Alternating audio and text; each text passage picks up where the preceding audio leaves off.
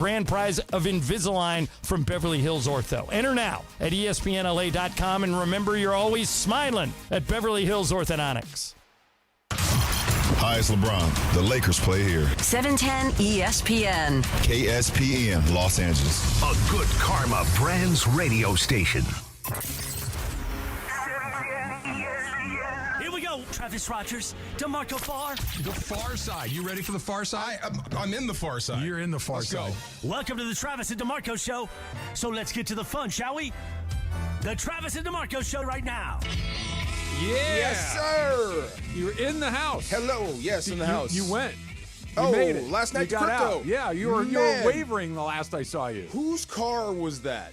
That's that Luca's. Luca. That Corvette. It looked like a Corvette or a Ferrari It's a or something. Ferrari Yeah. something, $5 million. Is that it? That car. Did you was pick one up? I almost did. But surrounded by like bodyguards, but it was awesome. Really cool. It's a Regera hypercar. Regera hypercar. If there's a K word that's in front of Regera that I will not even try to pronounce. Shot. I like But that. Regera is what it's labeled as. Okay. If there's a hypercar version of Luca, that would be awesome too. But don't forget that old jalopy and LeBron James. Oh my goodness. Yeah, still putting out and just still making it happen. Yeah. There was a lot going on last Yeah, night. There was a fun. lot going on last night. Did you enjoy yourself? I did. Yeah. I did. I was telling you, man, I have changed my whole perspective on LeBron.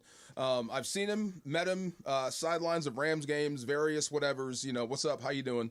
First time I actually saw him go about his business. Okay. Like getting ready for a game. Yeah. So watching the Lakers with Greg, we're standing right underneath the basket, watching these guys warm up, right? Bronny getting up, slamming.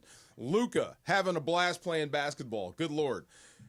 Fun. It's like any other basketball team you've ever seen in your life. And then LeBron walked out, and all the BS stopped.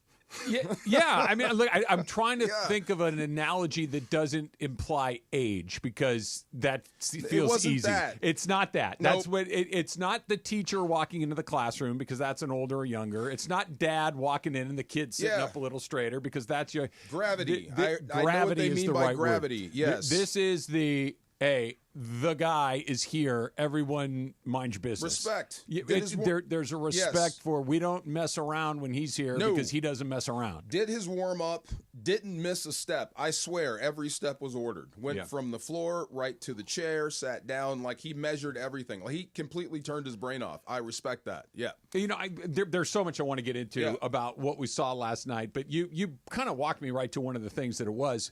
There was a sequence last night in the fourth quarter, late in the fourth quarter. The game was not decided yet. Mm-hmm. It was still close.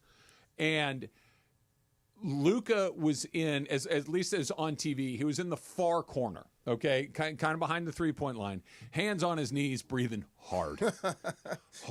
And really not moving a ton. And I don't even want to say it like that. He wasn't moving at all, okay? Yeah. He was just standing there catching his breath. The other four guys, LeBron James among them, 40 years old, 22 years in the league, is cutting, moving, dashing, and just in complete control of everything that's happening. And it just struck me what you were saying about every time he steps on a basketball court, there's a plan. Yeah. There is a purpose for what it is that he's doing. Everything. The way he puts his towel on his shoulders.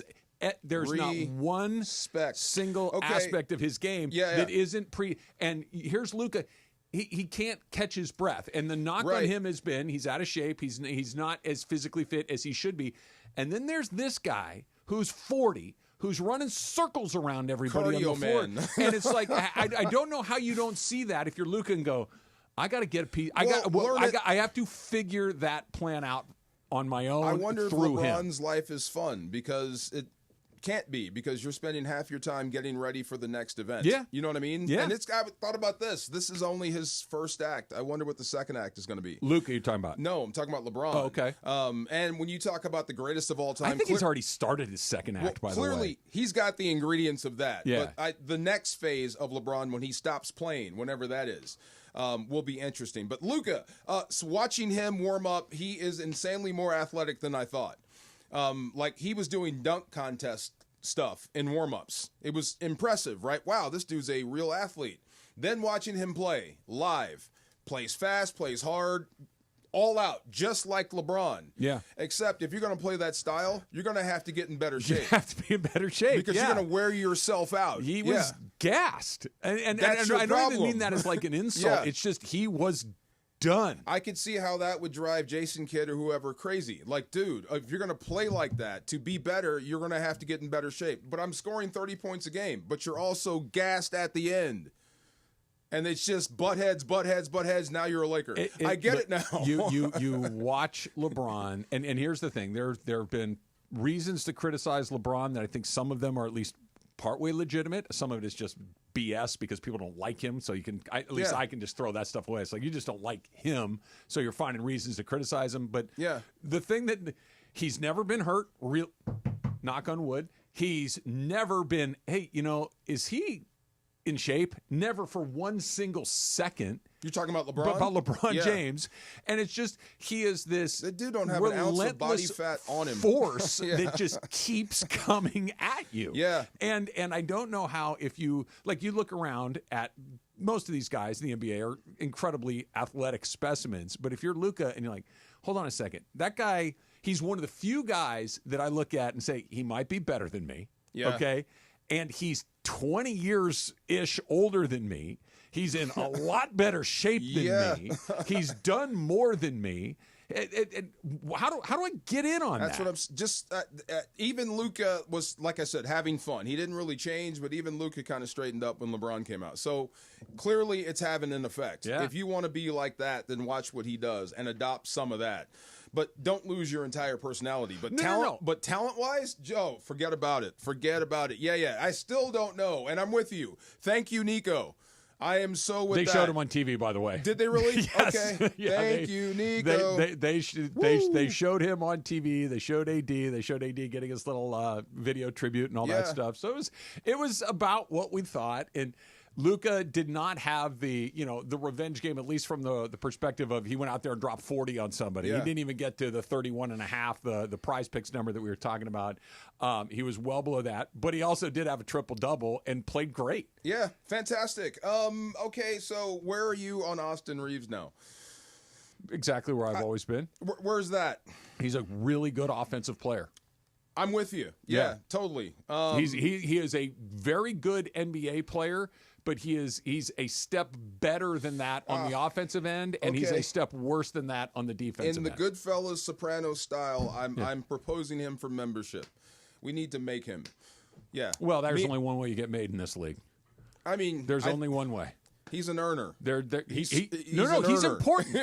I am not he's saying a good earner. He is a good earner. He's important. He's a member. He's done. But the only way you get to be one of those guys is you need to do it in the postseason, in the finals, and end with a parade. That's how you get put on it forever. I mean, and that's how. Well, you know how important he is. He has not. He's been the sticking point for trades. He has not left the Lakers, and he's valuable. But the Lakers say not Austin Reeves. They're not going to. No. That dude is a. But that's how valuable he is for you, and those three together are can be something. It's this. Yeah. I guess this is this. I don't want to say the nicest way. This is the biggest compliment I can pay him.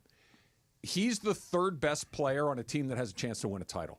That's a really good player. Yeah. That is a really good. You look at the teams that win championships. Who's their third best guy? That guy is almost always a baller. I'm thinking, and I think that's what Austin Reeves is. Who would have a big three right now? OKC has a big three.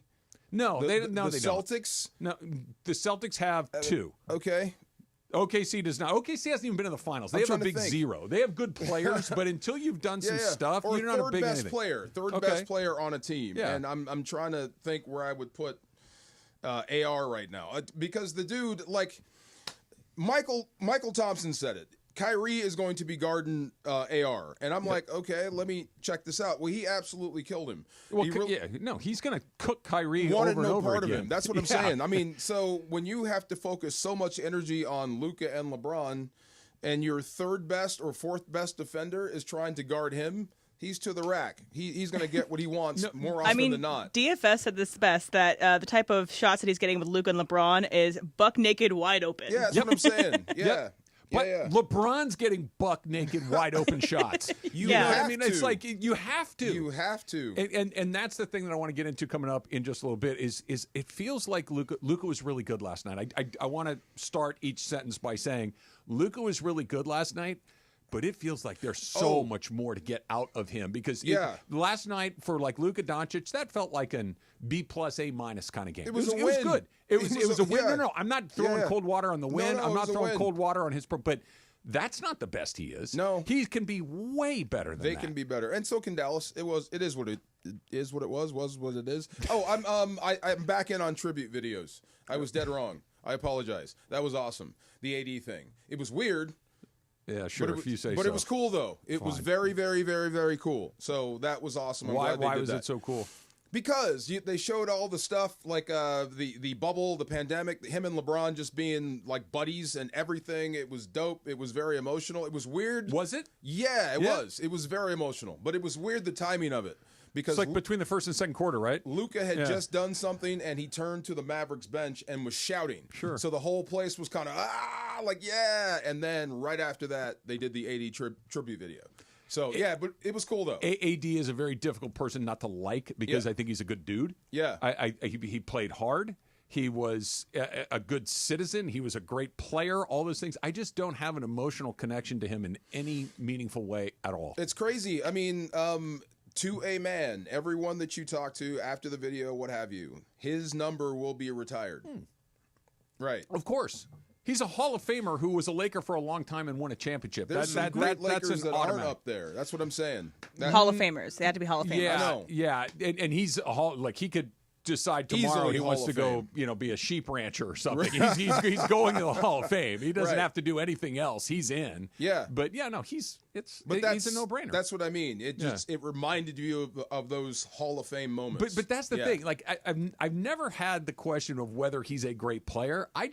He never moved me emotionally. Like Magic Johnson, Kobe Bryant, Shaquille O'Neal, LeBron James, like these guys are like, man, sometimes I love these guys and something I can't stand. Like they moved you. Yeah. AD's like, he's real good. There was they all did their stand, and Max Christie got a hello. So he got a hello. He did. All right, I want to hear more about what was going on inside the building. That's going to come up in just a bit. But ESPN LA and the Lakers and BBGO are teaming up to find the Lakers Gaffote, the greatest fan of all time. Are you the Gaffote? If so, you could win the ultimate fan package, including courtside seats and a year's supply of BBGO. If this is you, go to LakersGaffote.com. That's LakersGFOAT.com to learn how to submit your entry today. DeMarco in the building last night. That's coming up next. It's Trav and DeMarco, 710 ESPN.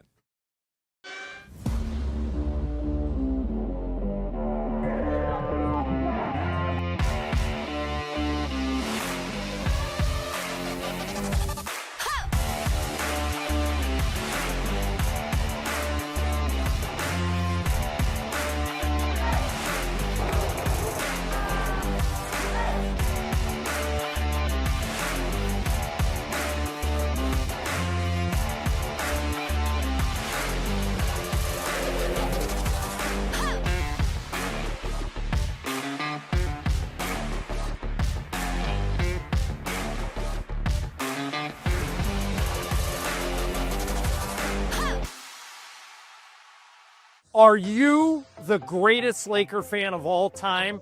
Enter to win, and you could be named the Lakers Gaffote.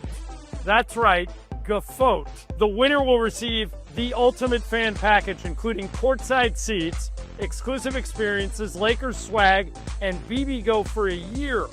For all the contest information, visit LakersGFOAT.com.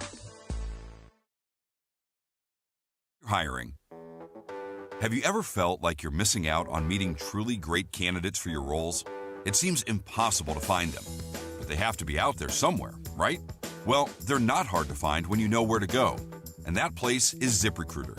And right now, you can try ZipRecruiter for free at ZipRecruiter.com/free. ZipRecruiter helps 10 million people with their job search every day. And because these people are actively looking for jobs just like yours, it's easy to find the right person right away. In fact, 4 out of 5 employers who post on ZipRecruiter get a quality candidate within the first day. But if you're not using ZipRecruiter, you're missing out. So see what it's like when the impossible is easy. When you go to ZipRecruiter.com/free right now to try ZipRecruiter for free. Once again, that's ZipRecruiter.com/free. ZipRecruiter.com/free. Never miss out on great candidates with ZipRecruiter. Cap here. Here's the scenario.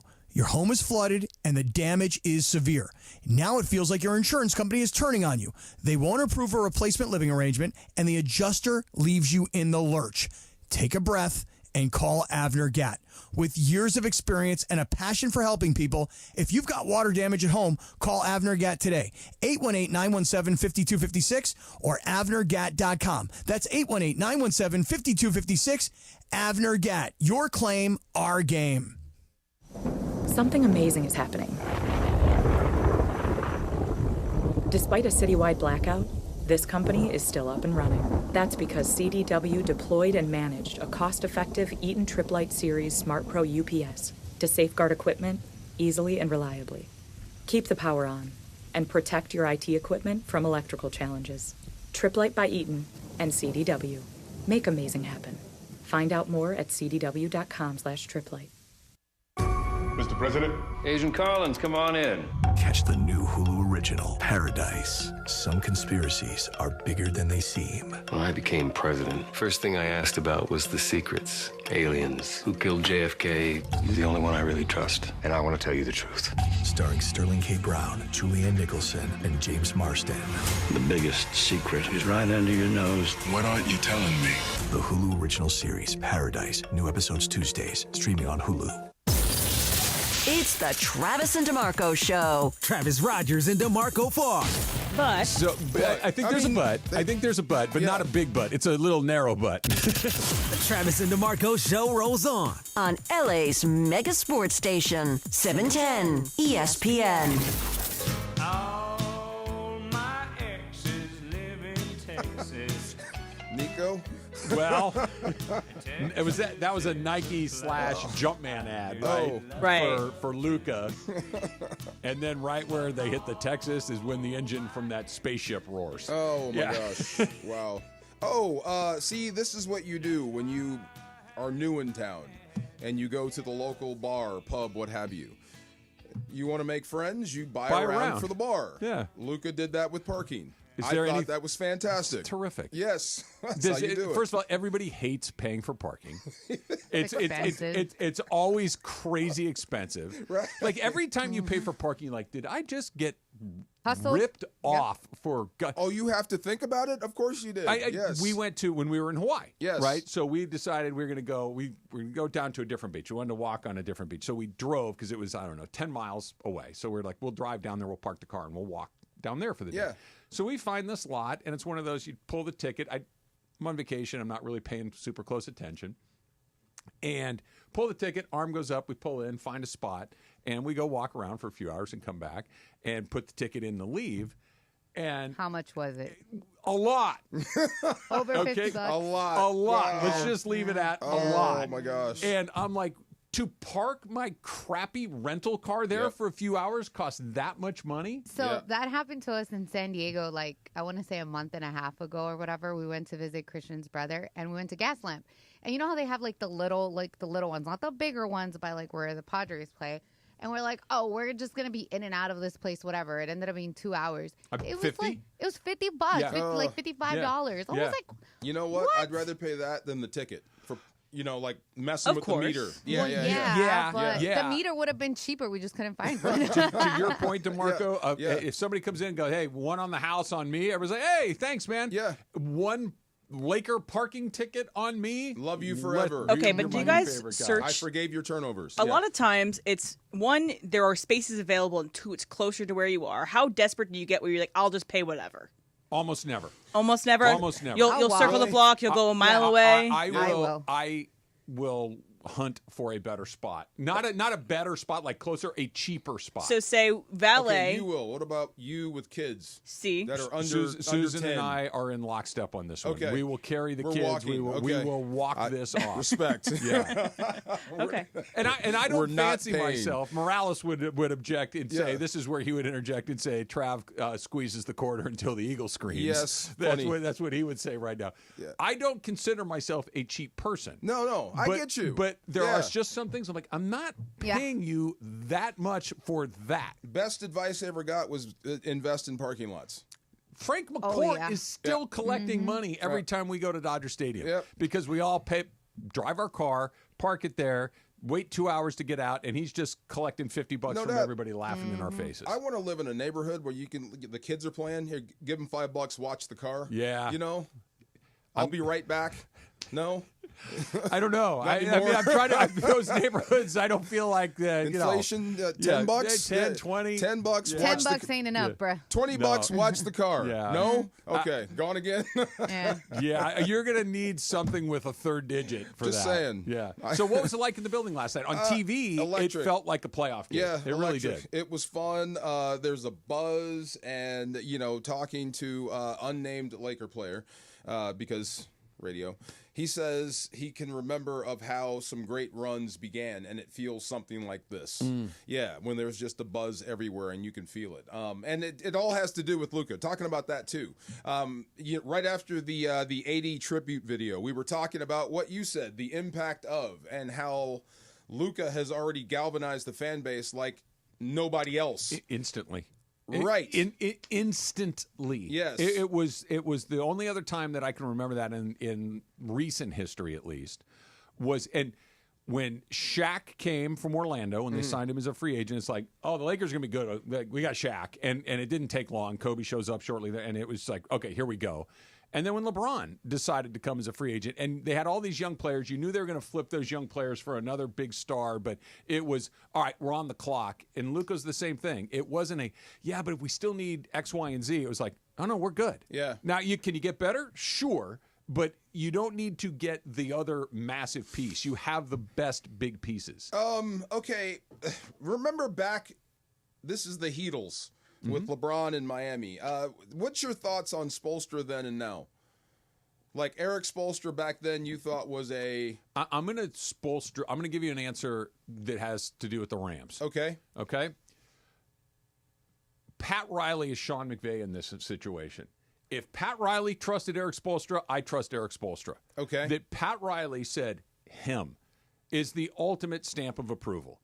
If somebody else had said him, I'm like, yeah, good luck with that. You're given an inexperienced, first time or close to first time head coach LeBron James, Dwayne Wade, Chris to run the Heatles.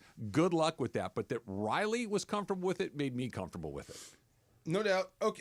The other thing that I noticed was just watching J.J. Redick go about his business. He knows what he's doing. He really does. He really does. You took the words out of my mouth. He really knows what he's doing. Yeah, he does. And that I was asking this of AK all last week. I'll ask you the same question. If he goes 8 years in the Luka era, and they're always contenders, but never. You're talking about JJ. JJ Redick. Okay. With Luka. Yeah. Because I think every free agent in the world is going to be running here at some point. When you start seeing what we're seeing, and what we saw last night is just the tip of the iceberg.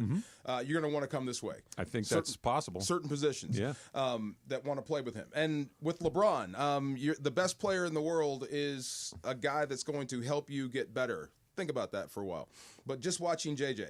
But if he goes 8 years and the Lakers never actually crack the championship huge code, disappointment. They never get out of the West. Yeah. Does he last as long as Luka does?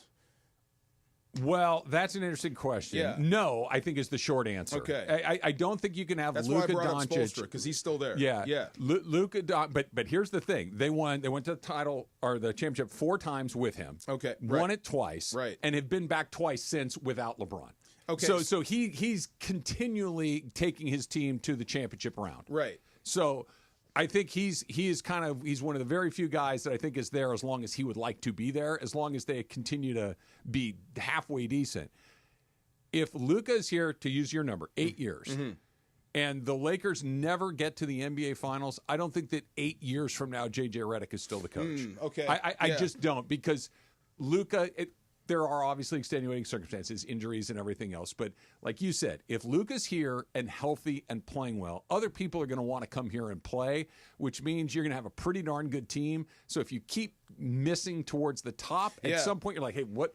It's not that we don't have a good enough player. We got Luka Doncic. If this doesn't work, I'd be surprised, and I don't think it would be because of him. I think he clearly that doesn't mean he doesn't take the responsibility. True. Now there's some things he has to work on. I mean, like still, you have to do it in the postseason. Long way from this point here, but just clearly how you run a team and just watching him go about his business, like the other two we said. He knows how to coach a basketball team. He's ready for this moment. You couldn't pick a better coach, like out of central casting. When you think crazy. Stuff just sometimes works out. It fits. Just because keep in mind they tried to hire somebody else. Right. They tried to hire Dan Hurley. They gave Dan Hurley a full court press, brought him out here as like, we were getting ready for, hey, any minute now the Lakers are going to announce that they've hired Dan Hurley, and it never happened. And then they circled back to get Redick after he was the leading candidate, then he wasn't, then he was. And they got the right guy. And by the way, he's clearly the right guy. Is Dan Hurley regretting that decision? Because UConn might not even make the tournament. Look, the universe is cruel and unforgiving. It just keeps churning along. You never ever know. Things happen for a reason. Story's not over, but let's just say he's trailing. Yeah. And look, and this is, I think, what you got a pretty good glimpse of last night, which was exciting. The Lakers are on the short list of a team that can win a championship this year. They're not the favorites. Mm-hmm. They're not Boston. They're probably not even out of the realm of possibility. Not even a little bit. Yep. Not even a little bit. And look, Dallas was a little shorthanded last night. They're missing AD. They're missing their other two bigs. Like they're missing guys. But the Lakers are just good. They're just good. I've always felt the same about the Lakers. They always had a shot. You get them in a postseason tournament against anybody, even with LeBron and AD. I think you still have a shot, right? So that was always out there. I did not feel that way. Well, I mean, if you get them in, I guess if you avoid Denver, whatever, there was always a chance. But this just feels different. Okay, I want to split the hair with you here. I think there's a difference between we got a shot and we've got a chance. A chance is. Yeah, that's better put. Could I throw Snake Eyes 5 times in a row? There's a chance. Yeah. Okay, I need to throw it once in 5 tries. I got a shot. Yeah. I think that's the difference. Like right now, they got a shot. If I sucker punch him, I got a shot. Right. Yeah, you know? yeah. I got a shot. I've got a shot at it now, and this kind of brings me back to the Luka part of it. Luka's still kind of getting his sea legs with this group. You can tell, like they're as good as he was last night. That wasn't the best version of Luka we're going to see. That was more like what we saw in Denver. Yeah, we're going to get that more often. He's still not shooting the ball particularly well. He's getting to his spots. Yes, it's just not falling yet. It's going to come sooner or later. And then it's going to be ugly. And here's the thing, and we can come back. But we can mix talk about in this a salad, man. Mix in a salad. Do it. Just one more push up a day. Just. You know what? I'm just saying, look, if he's going to play the way he's playing, I'm not talking about his shape. If you're going to play like that, you got to take better care of yourself. Look at this dude over here. He's 40. You're LeBron, I'm Luca. Okay, here's how this is going to go. You're LeBron. Keep in mind. What are you doing after the game? Who am I? You're LeBron. I'm going to the cryo chamber, and then I got a massage, and then I'm going to dinner with some red wine. Would you like to come? Not to be weird about this. You cool if I tag along? Come on. All right. Absolutely. Hey, but where'd you buy that thing? Right over here. This guy over here, he Give me does that a great guy's job. number. This is the best foot massage guy in Los Angeles right here. Okay. Yeah. I am going to be your little brother. I'm going to be the guy that goes everywhere with you. I want to know how you're 40 and you look like you do. I want to know how you're 40 and you took over a game last night against a pretty good team with another really good player on the court. There were back good off security. He's okay. Okay, right? But Kyrie Irving's on the court. Luka Doncic is on the court. There are good players on the court. Klay Thompson's on the court.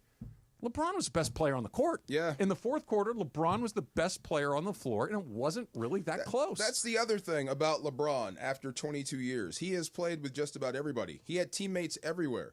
Everywhere he goes, he has teammates. Think about that. You last that long. Right. I played with him. I played with your dad. Played with his dad. I played with his other dad. Wow. And he still does it. It's amazing. So, just thinking, watching LeBron do his thing and how dialed in he was, and watching Luka get better and everything else, I think we might need to make AR. just watching JJ, I don't think he is so inexperienced that you can mess this up. Oh, sure he can. I don't think he will because I think he's really good at it. But look, that's one of the most dangerous things for anybody. If you don't know what you don't know, if you've never been through it before, you can get coached up. You can say, hey, somebody that's been, they watch out. But the first time you go through something, it's the first time you go through something. Remember, he's got LeBron. That's what I'm saying. I mean, he's of any coach that's ever started their career, I think he might have the most help. LeBron is there. Like I said, when LeBron walked out, all nonsense stopped. That's something JJ doesn't have to worry about. JJ Redick is the right man for the job. Yes. I have no reservations about that. Look at the card, dial up right play, give it. He is the right man for the job, and he has done an extraordinary job. And I think the other part of it that is going to start happening sooner than later is right around the corner. I'll tell you what it is. It's coming up next. It's Trav and DeMarco, 710 ESPN. Next Gen. You know what they are, DeMarco. They are the official air conditioning, heating, plumbing, and electrical team of SoCal sports fans. And you can breathe easier with NextGen because NextGen is offering our listeners, ESPN LA listeners, a special deal to help you enjoy cleaner, safer air all year long. And for a limited time right now, LA homeowners can get a whole home air purifier. That's worth $1,250 free with any heating or AC installation. That's right. You can protect your home and loved ones with cleaner, safer air, all while enjoying top-notch heating and cooling benefits. We're talking things like lifetime warranties, financing options, 5-star service, same or next day availability, all of that, right, with NextGen. So don't wait. 833-3-NEXTGen. That's 833-3-NEXGEN today to start breathing cleaner, safer air tomorrow. 833-3-NEXTGen. Steve Mason and John Ireland. Mason and Ireland today at 1 after Travis and DeMarco. I would run through a wall for JJ Redick. Well, I think that. No, I mean just me as a talk show. I would literally run through a wall for JJ. We should make that happen. See that? Yeah. Yeah. Somebody find a wall. Believe me, I think there's plenty. We'll find one of them around here. I can run into it. The OGs of LA Sports Radio. That's Mason and Ireland. On 710 ESPN. Hey guys, it's Sedano. At Los Angeles International Airport, changes are arriving daily to help reduce traffic, save travelers time, and transform the travel experience. The LAX economy parking structure is now open with thousands of smart parking spaces, as well as hundreds of EV charging. Are you the greatest Laker fan of all time? Enter to win, and you could be named the Lakers GOAT. That's right, GOAT. The winner will receive the ultimate fan package, including courtside seats, exclusive experiences, Lakers swag, and BB Go for a year. For all the contest information, visit LakersGFOAT.com.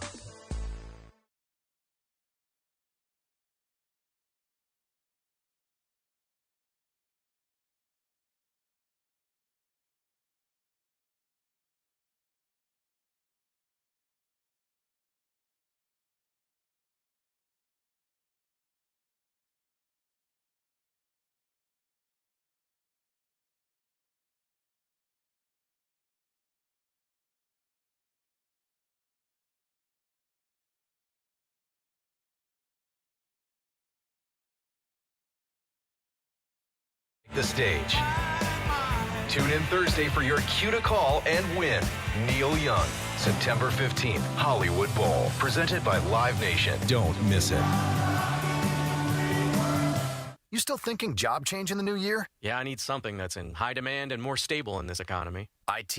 Yeah, cybersecurity, maybe even AI. That's what I did. Really? How? Went to My Computer Career. You don't need any prior experience, and you could start your new career in a matter of months. A lot of IT pros go to school there, too, to level up. Sweet. Are classes online or on campus? Both. Wow, I'll check it out. Thanks. Make this your year. Take the free career evaluation now at mycomputercareer.edu. Financial aid is available for qualified students.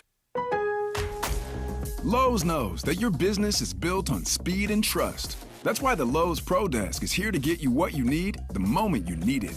We'll help you plan your project, calculate your materials, and pivot when your job takes an unexpected turn. And with our pro-only checkout and dedicated pro parking, you have what you need to tackle your job and be back on the job in no time. Just visit us at the Pro Desk. Lowe's knows pros. We help. You save. This is the Travis and DeMarco Show. You're from over there, I'm from over here. We're sitting in this hot tub together. What do you like to drink? No. See? No. No? Not at all? No. Come on. No. Now weekdays 9 a.m. to noon on LA's mega sports station. 710 ESPN.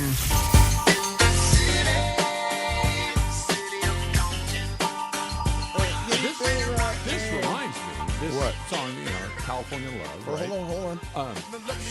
There he is. Okay. I have a LA-based Last Man Standing. Right now? We can, or we can wait. Let's go. Come on. Your eyes got big Let's on me all of go. a sudden. Yeah, All right, and we what got we my doing? music. Yeah. All right, so this is how this goes. We know this by now. I've got a list of things that I will tell you the topic in a second. We go around the room. Laura, you got your teeth put together, so you get to play again. You're back. Oh. Emma knows how this goes. I believe Emily is the leader, 2-0, 2 to 0 to 2 to 0. 1. Travis has 1. Did I get one? Yeah, you have one. Jorge You and beat me. DeMarco / Laura have Okay. 0. I am ineligible because I am Bob Barker in this Okay. situation. Here Yes. is the topic. I need to turn this so Laura can't look at my laptop. Okay. All right. It is the top 10 biggest athletes currently playing in Los Angeles as defined by Fox Sports. Biggest athletes. And not size. Not by height or weight, but rather like by celebrity accomplishments and whatnot. Oh, There are like popularity. popularity, accomplishments. Top 10. Top 10. 10. I'm going Athletes to read this word for in word. LA. Where's my pen? Okay. Hold on. Who are the top 10 biggest athletes currently playing in Los Angeles? Okay. We will start with Laura. LeBron James. LeBron James is on the list. LeBron James is number 2. Currently playing. Yes, currently on a roster team in Los Angeles. Emily. Shohei Ohtani. Shohei Ohtani is number 1. Shohei Ohtani is number 1. So we got number 1 at Ohtani. Number 2 is LeBron James. Point of clarification, Yes. athletes only. Athletes only. Yes. DeMarco. Mookie. Mookie is on the list. Mookie is number 5 on the Okay. list. Okay. Laura, back to you. Freddie Freeman. Freddie Freeman is on the list at number 8. Okay. Freddie Freeman is number 8 on the list. Okay. Emily. This one is a bit of a wilder card because I see him in commercials all the time nowadays. Don't know if he's going to be on the Rams going forward. Matthew Stafford? Matthew Stafford is on the list. Matthew Stafford is number 6 on the list. Okay. DeMarco. Did I miss this or are we crazy? Luca. Yeah. is on the list. Luka, Yes. yeah. Luka Doncic is number 3. Okay. So we've got number 1 is Shohei. Number 2 is LeBron. Number 3 is Luka. And you've got Mookie at 5, Stafford at 6, Freeman at number 8. Laura, back to you. Okay, this might disqualify me, but I'm going to say it anyways. Puka Nacua. Puka Nacua is number 9 on I the was going to list. guess him next as well. Puka Nacua is number 9 on the list. Emily. Oh, gosh. All right. So we already have Freddie. We already have Mookie. We have Ohtani. Yes. Okay. Those are off the list. Yes. We have Matthew Stafford. We have LeBron James. We have Luca. We have Puka. Oh, goodness. Is there a... James Harden? James Harden is on the list. Yes! James Harden is number 10. That was my next one. James Harden is number 10 on the list. So we have 2 left. DeMarco. I'm taking a stab. Just big name athletes, right? Yes. We're talking celebrities. Celebrity names in Los Angeles currently playing for a team. Does that include playing well? No, not Kershaw. necessarily. Kershaw's not on the list. Oh, my God. Kershaw, I was surprised not to see him there as well. Kershaw is not on the list. So DeMarco is out. Laura, back to you. There's 2 more names on this list. Okay.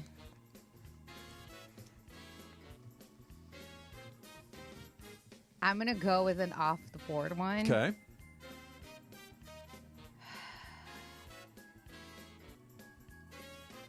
Tick, tick, tick, tick, tick, tick. 5, 4, 3, Wayne. 2. Who? Throw it out there. I'm going to buzz you. 3, Yeah, 2, just buzz 1. me. Emily She's wins out. again. So Emily wins. Who'd you have? She Who'd you have? She doesn't have to because she's the last I know. person Who'd you But standing. my guess was going to be Kawhi. No. Okay, great. But I win either way. So she wins either way. The remaining 2 names, number 7 is Justin Herbert. Oh, my God. Okay. And you did not get number 4. Cup? Is it a hockey player? No. Okay, I would have been out anyways. No. Who? Not a football player. Not a football player. Okay, is it college? No. Okay. It's a pro. Is it a soccer player? No. Is it L.A.? Are you counting the Angels? Yes. Trout? It's Trout. You know, oh, boo. Got it right here.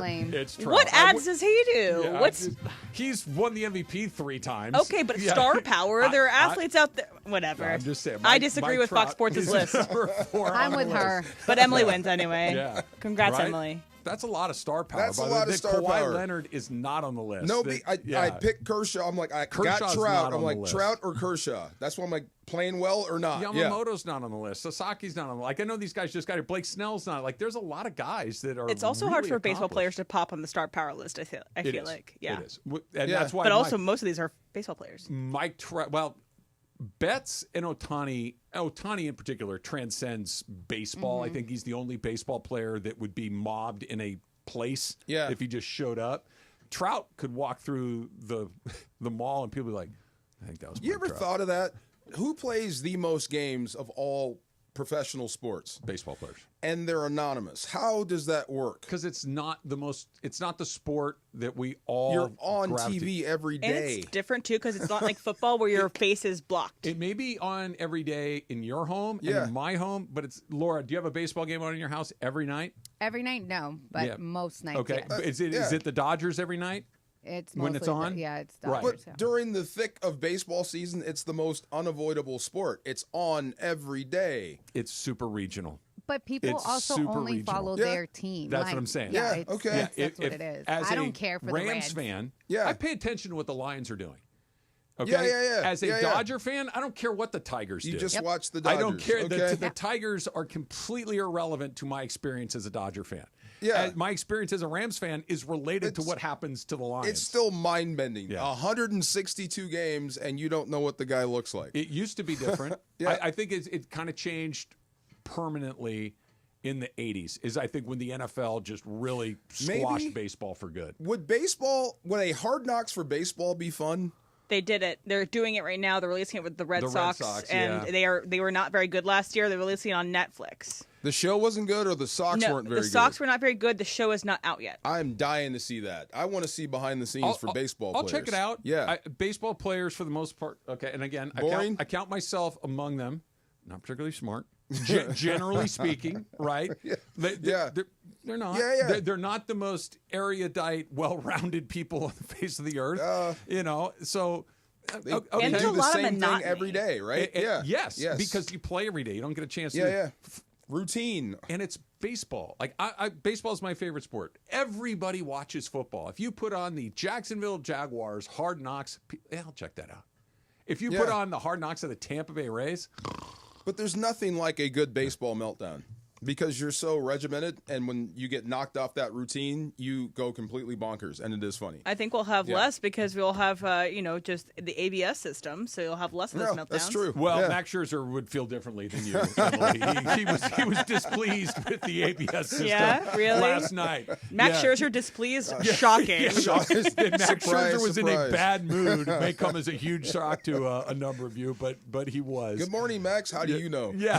Says who? Right. Remember when Dave Roberts tried to pat him on the butt or something like Dave would always do in his Scherzer, first game as a Dodger, and Scherzer wanted to punch him in the head. God, went nuclear. Yeah. And he's like, anyway. we're good. We're good. We got it. ESPN LA, the Lakers and BBGO are teaming up to find the Lakers Gafote. That is the greatest fan of all time. Enter by telling us your favorite Lakers memory and posting it to social media. You must follow ESPN Los Angeles, and you must hashtag your post, hashtag Lakers Gafote, and hashtag promotion. I know that is a lot to keep straight, so all of these directions are on LakersGafote.com. That's LakersGFOAT.com. And you can give yourself a chance to win some incredible surprises, or prizes, I should say. The Far Side coming up next. It's Travis DeMarco, 710 ESPN. What's up, kiddos? It's Clinton Yates, the Big CY. Are you the greatest Laker fan of all time? Enter to win, and you could be named the Lakers Gefote. That's right, Gefote. The winner will receive the ultimate fan package, including courtside seats, exclusive experiences, Lakers swag, and BBGO for a year. For all the contest information, visit LakersGFOAT.com.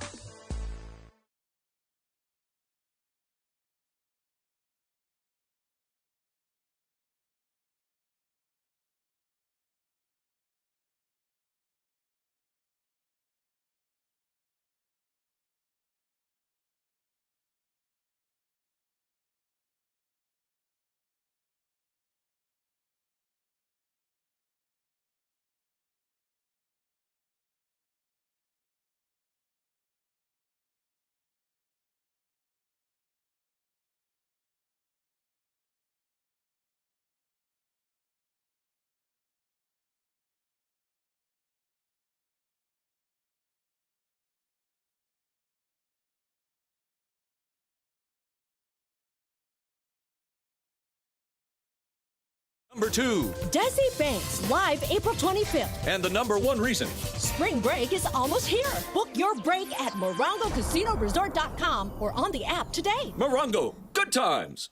Texting enrolls you into recurring automated text messages. Consent not required to purchase. Message and data rates may apply. Hey, Dan, how you doing? Haven't seen you around the gym for a while. Yeah, I've really fallen off. Since I turned 40, I just don't get the results I used to get. Could be lower testosterone. Lower T? Yeah, I went through it a while back. Once you hit 40, your body has less free testosterone. I got Nugenix Total T, and it's made a huge difference for me. I've seen that ad on TV. Is it for real? Oh, yeah. The key ingredient is something called Tesnor, which helps boost free and total testosterone levels to help you trim up and stay lean. And it's made a difference for you? Man, I feel like I'm in my 20s again, at work, in the gym, and in the bedroom. Are they still giving out complimentary bottles for people to try it for themselves? Yeah, you just need to send them a text. Text TAP to 321321 right now for your complimentary bottle of Nugenix Total T, the #1 selling testosterone booster at GNC. Plus, text now and we'll include a bottle of Nugenix Thermo, our most powerful fat incinerator ever, to help you get back into shape fast, absolutely free. Text TAP to 321321. That's TAP to 321321.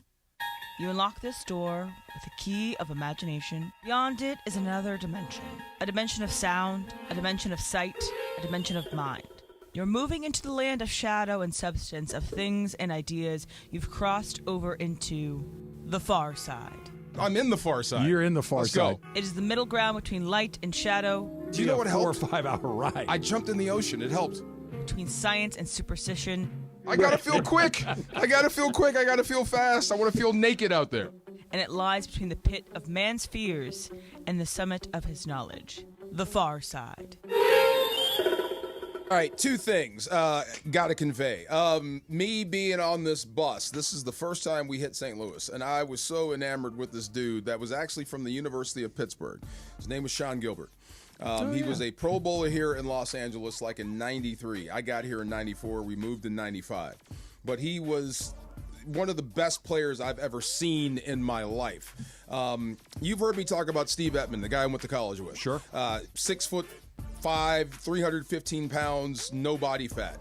Sean was like that, except he was an exceptionally good player. Think Aaron Donald, only bigger. Okay. Same instinct, same everything, same will to dominate. The only problem with Sean is the only guy that can get him to go full speed is Sean. So that was the hell of Sean Gilbert. But I was just so impressed with him. And I can remember riding on a bus, and I'm thinking I am living my dream. Like I'm literally in the fearsome foursome. I will show you the poster. We're holding up this Dodge truck, and it's just the D-line. That's how they were selling us. Okay. So I'm a part of this group, and I am living my WWF tag team. We got our team together. This is our squad, and Sean tells me he's leaving next year because Did he go to Washington. Huh? He went to Washington. He went. Right? They paid him. Yeah. Sean was coming up, like he was due a raise, and they were fighting him on it, and it was so maddening to me. Clearly, this is our best player. This is the reason we're in games. He's the most dominant player in the league, in my opinion.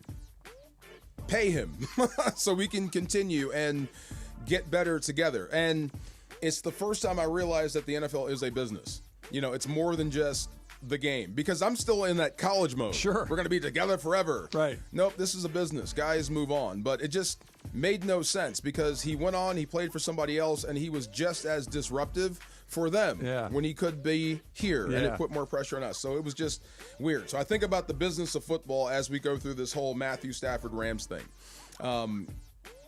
Matthew Stafford, like with Luka and LeBron, they are clearly the straw that stirs. He's special. Yeah. Special comes with a price tag. So how much is winning worth? It's the hardest thing, I think, for a coach, an executive, an owner to put a number on what you just described. He's the most important. There's no arguing, excuse me, that Matthew Stafford's the most important player on that team. You can't convince me otherwise. There are other important players. There are other very good players. But without him, everything's different. Yeah. So how much is that worth? Or is the unknown a player on another team, a draft pick, maybe a draft pick that's a year or two away, that you're like, that one right there, we're circling him. That's the one we want. How much is it worth to wait? How much do you save by waiting? How much fans do you alienate in the process? How many people will stick with you through these are all the things that there are no math equations that say, oh, it's this. You got to kind of feel your way through it. It's really hard. You got to finish the story, in my opinion. So, I mean, there's something left. You've got the fans, you've got the media, you've got everything going in the right direction and on your side. So, I would tend to snowball this versus stop it and have this, hit the the bottom of the hill, I guess. Yeah, but, the lodge. The lodge. But I'll tell you, the pressure mounts every day. Now you've got Aaron Rodgers saying he wants to play here. Mm-hmm. And what the Jets are saying, like how hot they are, that they let their quarterback go. Yeah. They feel the same way. So it's just weird. What's more important, business or winning? We'll find out. Well, okay. So I think you just put your finger on the single most important thing that every fan should ask themselves this question. And I think if you're asking yourselves and trying to answer it as honestly as you possibly can, more often than not, you're not going to like the answer. What you just said. What's most important, to make money or to win? And if the answer is to make money, then you can still win, but it's going to be a little harder. And if the answer is to win, consider yourself lucky because that is the exception, not the rule. Winning makes a lot of money. But it also creates more expense and solidifies legacy. It's a lot of stuff. There's an opportunity. Like you said, even the Eagles are saying the Rams were the only team that could have beaten them. Mm-hmm. I don't take that lightly. That's the Super Bowl champions. Mm-hmm. So you're right there. You are right there. You're almost across the finish line. Like I said, I would juice that grape for everything I got. I would get every ounce of greatness out of him that I could. I keep coming back to this, and we can continue to talk about this as we move through the show today.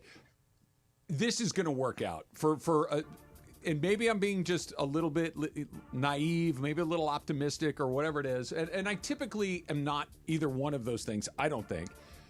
This is the best solution for both parties. And I keep coming back to that. Is there a place where he can make more money? Sure. Is there another quarterback that the Rams could put out there that will give them a chance to win some games? Yeah, sure. Is the Rams' best chance with Matthew Stafford? Yes. Is Matthew Stafford's best chance to go compete at a high level for the last year or two of his career in Los Angeles with the Rams? Yes. Absolutely. Yes. And come on, boys. I've never seen a single second of Matthew Stafford in Los Angeles. I did not live and breathe with him the way that Lions fans did in Detroit. I've never heard anything. I've never seen anything. I've never read anything. I've never had anything whispered in my ear about him being anything other than a competitor.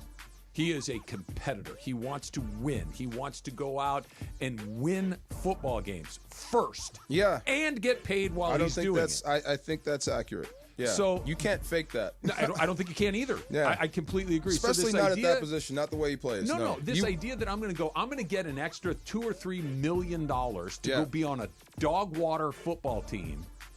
For what? He's made $350 million. You're going to throw the extra 10 on the stack? By the way, that's second most all-time, only less than Aaron Rodgers, okay? Let's just put that in perspective. Absolutely. More than Tom Brady ever earned. Yeah, I just... When did that become a bad thing? What's that? that you've made a lot of money. It's not. That's what I'm saying. But I that think kind of shows how good you are. That's not phony money. Some guys like when you talk about how much they made. When we were talking about who was the backup? The career backup. Chase Daniel has made $42 million. Yeah. That's like, damn. 5 starts, 42 mil, something ain't adding up.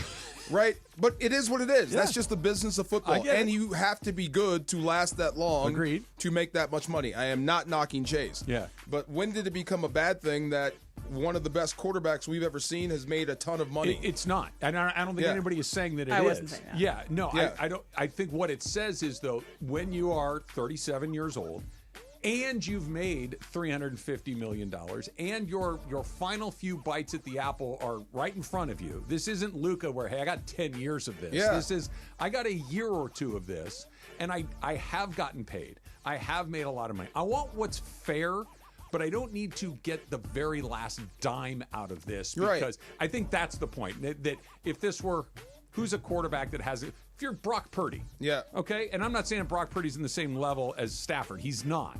But if I'm Brock Purdy, and this is the first time I'm getting paid like this, I need every penny. True. I need every penny in that situation. I just wonder, and this is, how do you ask this question? Because you'll never get an honest answer. But I do wonder if some guys know they're overpaid. Some of those quarterbacks that Matthew Stafford is staring at saying, this guy makes more than me. I wonder if that guy knows, I'm not really worth this. I don't know if it's worth. It's a really fascinating question. Right. I think it's one of those. Or did I just hit the market at the right time? I'm going to take it. Of course. But, do you think that Trevor Lawrence thinks he's a better quarterback than Matthew Stafford? Hell no. Roland even said yesterday when he was on with us that, he wasn't the best tight end in the league, but he was the highest paid tight end in the league. Tua is not a better quarterback. Two different things. Yeah. Yes, the highest paid and the best are, seldom are the same guy. And with quarterbacks in particular, I'm next. I go to the top of the list. I remember a dude, I can't say his name because I love him to death, but he was signing a free agent deal with a division rival, and it was like $18 million, and he wasn't worth that. But his agent called and said, "Don't read it, just sign it." Don't read it, just sign it. Send it in. We're doing two things. Number one, I'm going to read it. Number two, you're fired. No. Yeah. No. Like, they're making a mistake. Oh. Yeah, they're overpaying you by like $15 million. Don't read it. I don't sign it now. That would be a better thing to just sign it in. Look, this is a good deal. This is a good deal. Trust me. But before I sign, I think I'd like to read it. There is one other player out there, I think, with Matthew Stafford that gives me at least a small pause. That's coming up next. It's Travis DeMarco, 710 ESPN. Luca put on a show and delivered a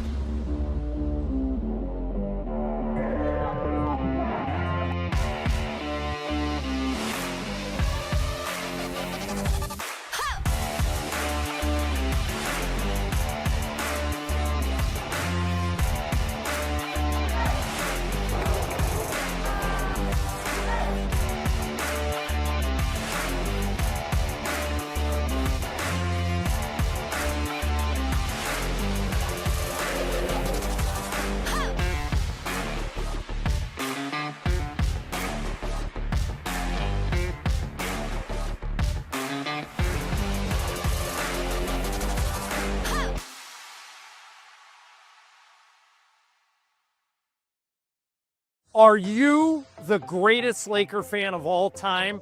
Enter to win, and you could be named the Lakers GOAT. That's right, GOAT. The winner will receive the ultimate fan package, including courtside seats, exclusive experiences, Lakers swag, and BB Go for a year. For all the contest information, visit LakersGFOAT.com.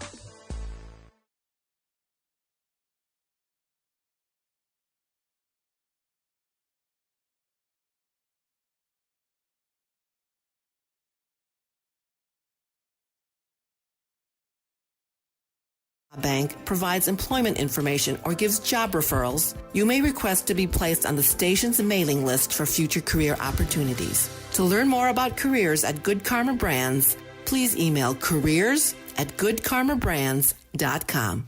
Hi, this is Sean McVay of your LA Rams. The Rams play here. KSPN, Los Angeles. 710 ESPN. A good karma brands radio station. And yes, welcome to the Travis and DeMarco Show on 710 ESPN. I want to put my feet in the sand. I want to drink. I want to eat. I want to walk. I want to have the sun on my face. That's it. Let's get back to the fellas. The Travis and DeMarco Show continues right now. Like I said yesterday, I went 5 for 5 on all those things. Feet in the sand, swim in the ocean, eat, have a few cocktails. Pretty good. When I was driving back from St. Louis, this is the song I was playing. You drove back from St. Louis? I had a big Great Dane. Oh. Yeah. Oh, my God. You made a halfway across the country drive with a Great Dane in the car? Big old Great Dane. Yep, back of a truck. How did you have to stop? Back of an SUV. Yeah, I mean, he was cool. He sleeps all day. He used to sleep all day anyway. Okay. So he was cool. He loved road trips. Okay. So it's a lot of eating and other stuff that big dogs do. When I went, he went. You know, he was cool. We had a rhythm. His name was Caesar. Caesar. Big Caesar. Like the Emperor? Yeah, Okay. Caesar. We had Caesar and Titus. Oh. Yeah, 2 big Great Danes. Titus was bigger than Caesar. And why did you get such big dogs? Well, it wasn't me. Didn't say no more. I'm just saying, it wasn't me. I ended up with them. Well, that's how that goes. But, you know. That's one of those things. Hey, let's get some dogs. Okay, how about Great Danes? I don't know about that. They're pretty big. They're huge. And then it's like, well, I want. All right, fine, we'll do it. And then you ended up with them. Yeah, great dog, great pet. But yeah, we rolled in this song the whole way. So much fun. Yeah, took the scenic route too, down through Oklahoma and Texas. That's scenic? Oh, God. It was. Going to Texas, and then you go to the Cadillac Ranch and take a right.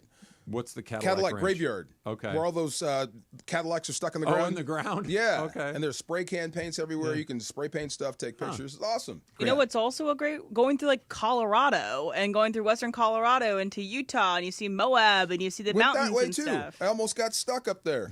Yeah. Would you go in the winter? Yeah, stupid again. Okay. Dummy. Okay, so we're heading up. We're going through, we were going to cross over to the 15 and roll into California.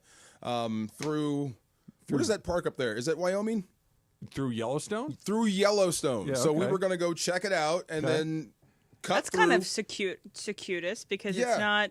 We wanted to see Mount Rushmore. We were doing that. So because that's in South Dakota. So you took the high road. The high road, Yeah. right? Yeah. And so stupid us.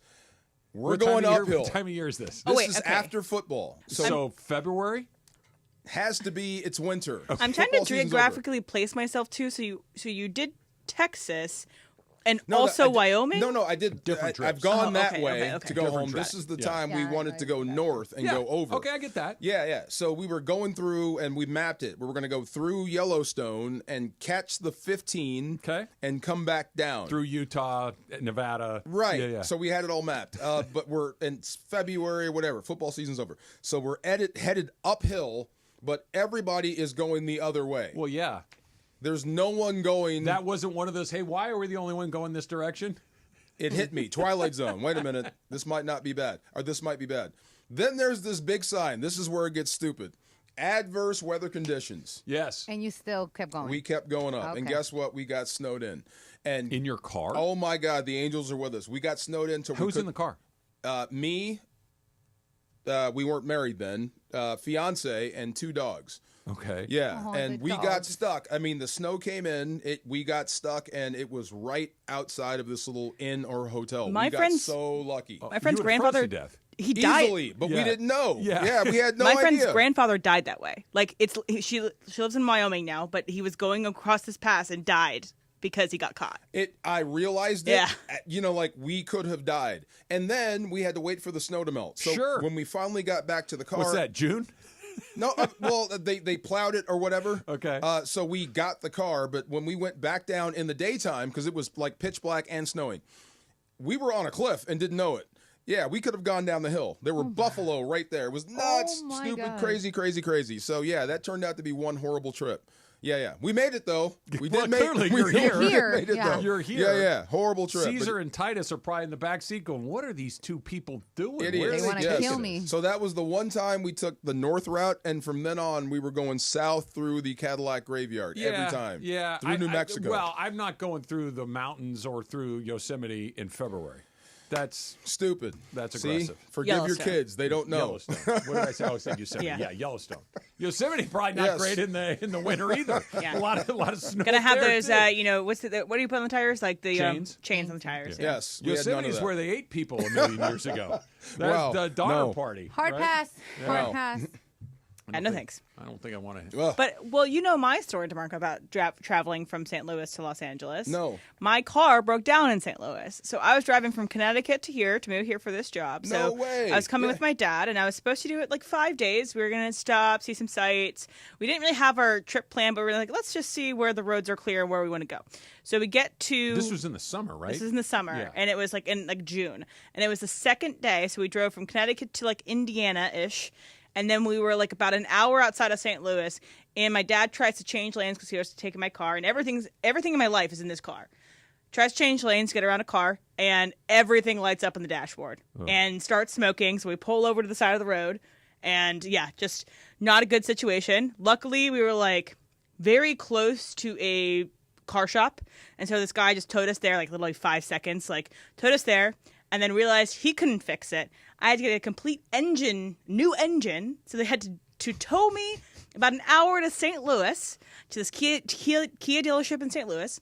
They said, hey, we can fix this. It's under a class action lawsuit. You won't have to pay a penny, but it'll have to be here for 2 weeks. Oh. And I said, my job starts on Monday, so I have to get to Los Angeles by Monday. And I was talking to our former program director, Amanda, at the same time, trying to figure all this stuff out. I was like, I don't know if I'm going to be there. And what happened was I rented a car in St. Louis and then drove that car to Los Angeles and drove that around here until they shipped it out to me. Wow. And when it got here to Los Angeles, I drove it for 2 days and it was broken again. Again. Because the one they just fixed? Yeah, the Kia dealership in St. Louis had messed up a little bit, and then I had to get it. Yeah. Well, no, they just had something small, but it wasn't working. And so then got it fixed again. So my vendetta against St. Louis is solely because my car broke down. What time of year was this? June. Oh, so it was hot. So like mid-June. It was hot. I was like just hysterically crying on the side of the road with my dad trying to figure this out and being like, hey, here's the plan. Here's what we're going to do. And I'm like, it's all done. That's miserable. It's hot and you broke down. And LA doesn't want me. Yeah, that's basically what I was. that's a hot, sticky day. I'm going to walk home now for the rest of my life. Like, you guys, this is, no. Wow. I'm going to go Mike Tyson. The second that my car's out of gas, I'm just going to buy a new one. Wow. Oh, yeah. Throw it together. Go buy another. Yeah. Oh, my. Unbelievable. Wow. ESPN LA, the Lakers and BB Go teaming up to find the Lakers Gofote. That, of course, is the greatest fan of all time. Enter by telling us your favorite Lakers memory and posting it to social media. You need to follow ESPN Los Angeles. You also must hashtag it, hashtag Lakers Gofote and hashtag promotion. That's obviously a lot to remember. All of these directions and instructions are on LakersGofote.com. That's LakersGfoat.com. And you got a chance to win some incredible prizes. Have we gotten any videos or sound on that stuff? Because I think we created a monster with this Gofote thing. Yeah. Because now the people are lobbying. As you're walking by, hey, you're at 710. I'm the greatest fan ever. Did you get a lot of that last night? A lot of that stuff, yes. Well, tell them to go to LakersGofote.com, GFOAT.com. Look, and it's not fair. This is my kid. He's 4. He's the biggest Laker fan in the world. I want to say to a kid, no? Yeah, I'm sure you are. Tell your dad to send it in. Right. Hey, Mom, LakersGofote.com. That's where you send that stuff. Hashtag promotion. That's what you got to do. Hey, I'm not in charge of that department. Have a nice night. Keep it moving. Who else you run into last night? Oh, my God. I'm glad I didn't run into this dude. So we're up in the ESPN suite. Okay. Mason's up there. Clinton was up there. Greg Bergman's. Everybody was up there. And then this moving wall comes in. Yeah, the shoulders out to here. It was Myles Garrett. Came into the suite. Like, good Lord. He and George Foreman may be related. Oh. Because he looks like George Foreman straight out of the 70s. That's how big he is. Like, huge shoulders. I mean, just massive dude. So just wanted to see Luca? Yeah, I guess. Hanging out. He was in town. He said he doesn't want to play for the Browns anymore. You know, I he guess. said that. Yeah, he wants out if he wants to play in L.A. There's 2 teams here. If you need to practice, I know a place you can. They got sleds, too. They got and water. There's a couple options. Big old dude. Here. I did ask him, who's the best tackle you played? And he said, without hesitation, Mailata, the big dude in Philly. And I'm like, yeah, that's one. In the snow. I said, that's one massive human. He goes, yeah, but he goes, he's very technically sound. He's really good at what he does. And I said, well, if you're sticking around, why don't you hook up with Verse and, just messing around. And then he goes, well, he played pretty good against him last year.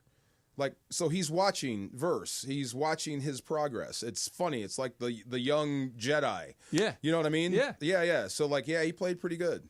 They all watch the same film. They all watch it. It's like, even if you're Clayton Kershaw, right? For instance, been around forever and ever, you're going to check out Paul Skeens. Of course. I'd like to see. How's it? Oh.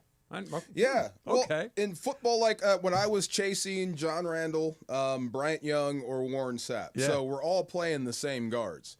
So if you beat the guy, I got to beat the guy. Yeah. Or I'm not the guy. Yeah. So you're all watching the same stuff. So I thought it was cool. Like Myles Garrett. Did you make your pitch? Best in the biz. What? The pitch.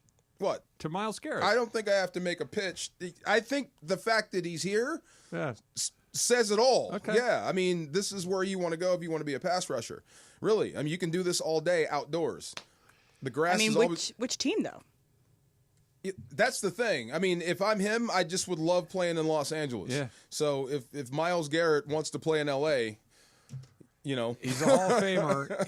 He's how old is he? It's about 30 is my guess. Early 30s. Okay, so he's 29. He'll turn 30 in December. Yes. Okay, so most of next season he will play as a 29-year-old. Yes.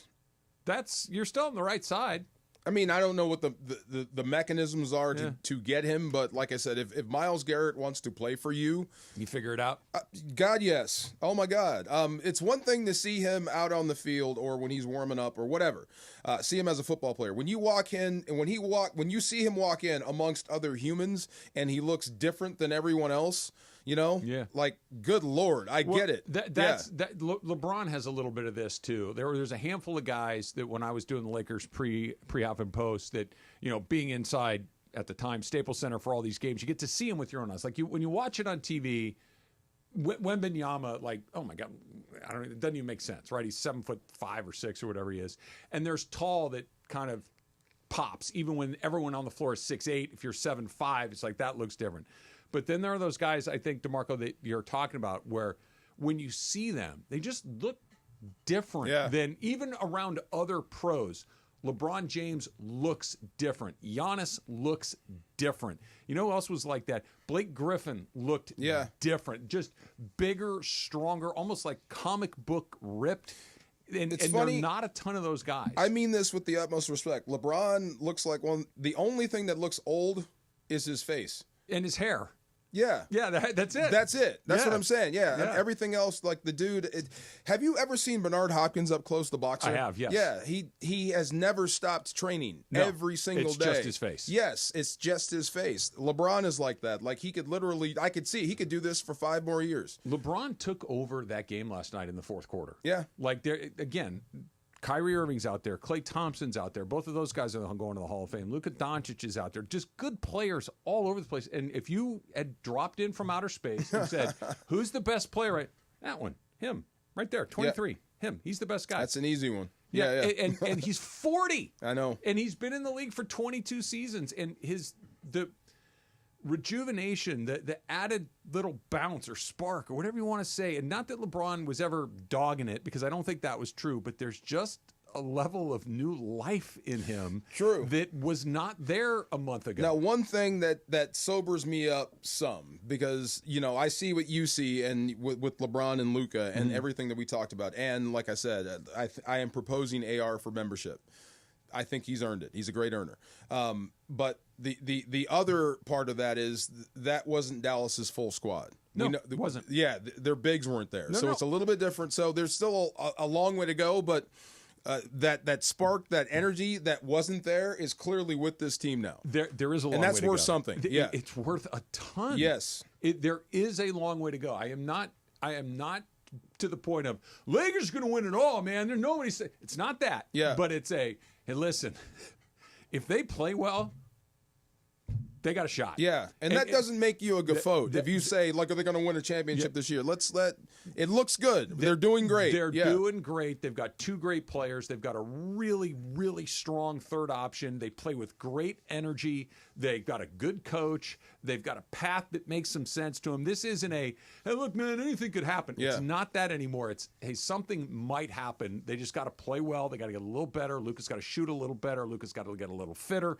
There's some things that need to happen, but they're not out of the realm of possibility. No doubt. Hey, look, you got to give AR his button. He's earned it. That's Christopher. That's Christopher Moltisanti. Come on. No, let's not have him be that. That ended poorly. He's not robbing trucks anymore. That ended poorly with him getting his nose held with the instead of calling 911. That was because of Adriana, but that's a different deal. Well, she had to go. No, the dude can ball. I mean, you could see the ingredients. They're there. They got a really good team. But so is a lot of teams right now. Yeah, we'll see. They're not a slam dunk. No, but they're in the game, and it's fun. And for it's the entertaining. first time in 4 years, they're in the game in a real way. That's it. That's it for sure. Matthew Stafford, option 1 is here. What's option 2? That's coming up next. It's Travis DeMarco, 710 ESPN. Luca put on a show and delivered a triple-double, leading his new team over his former squad. Luca's three-pointer.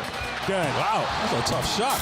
Luca proved he's ready to dominate in a new chapter. Luka Doncic's first triple-double as a Laker, and they just keep rolling. Now the spotlight shifts to tomorrow's matchup as the Lakers gear up to host the Timberwolves. Pre-game coverage begins at 6 p.m. on 710 ESPN.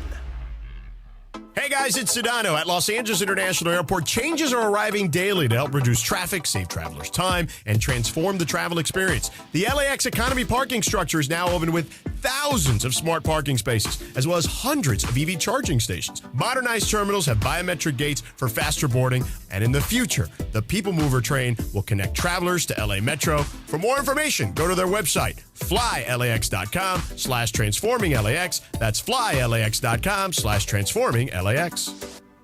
Neil Young, live at the Hollywood Bowl September 15th. Tickets go on sale this Friday, but you can win yours before they even drop. This Ticket Thursday on ESPN LA, we're hooking up listeners with 4 pairs of tickets to see the legendary Neil Young take the stage. Tune in Thursday for your cue to call and win. Neil Young, September 15th, Hollywood Bowl, presented by Live Nation. Don't miss it. Enjoy President's Day savings all month long at Carden Alleyway Hyundai. Lease a brand new 2025 Hyundai Santa Fe SE for just $299 a month plus tax for 36 months. Plus, enjoy peace of mind driving with America's best warranty and Hyundai Assurance Program. Carden Alleyway Hyundai, just off the 91 freeway, or visit CardenAlleyWayHyundai.com. $39.99 due at signing, 10,000 miles per year. Plus tax, license, $85 doc fee, and registration. No security deposit on approved HMF credit expires March 3rd, 2025. Military veterans and active duty service members, you could become a certified cyber warrior with just 12 weeks of training at My Computer Career. Cybersecurity specialists are in high demand, and IT pros with these skills often enjoy abundant opportunity and a great lifestyle. Protect our people, liberty, and treasured institutions from cyber threats. GI Bill, SkillBridge, and other VA benefits are available to those who qualify. Learn more at mycomputercareer.edu/CWP. That's mycomputercareer.edu/CWP.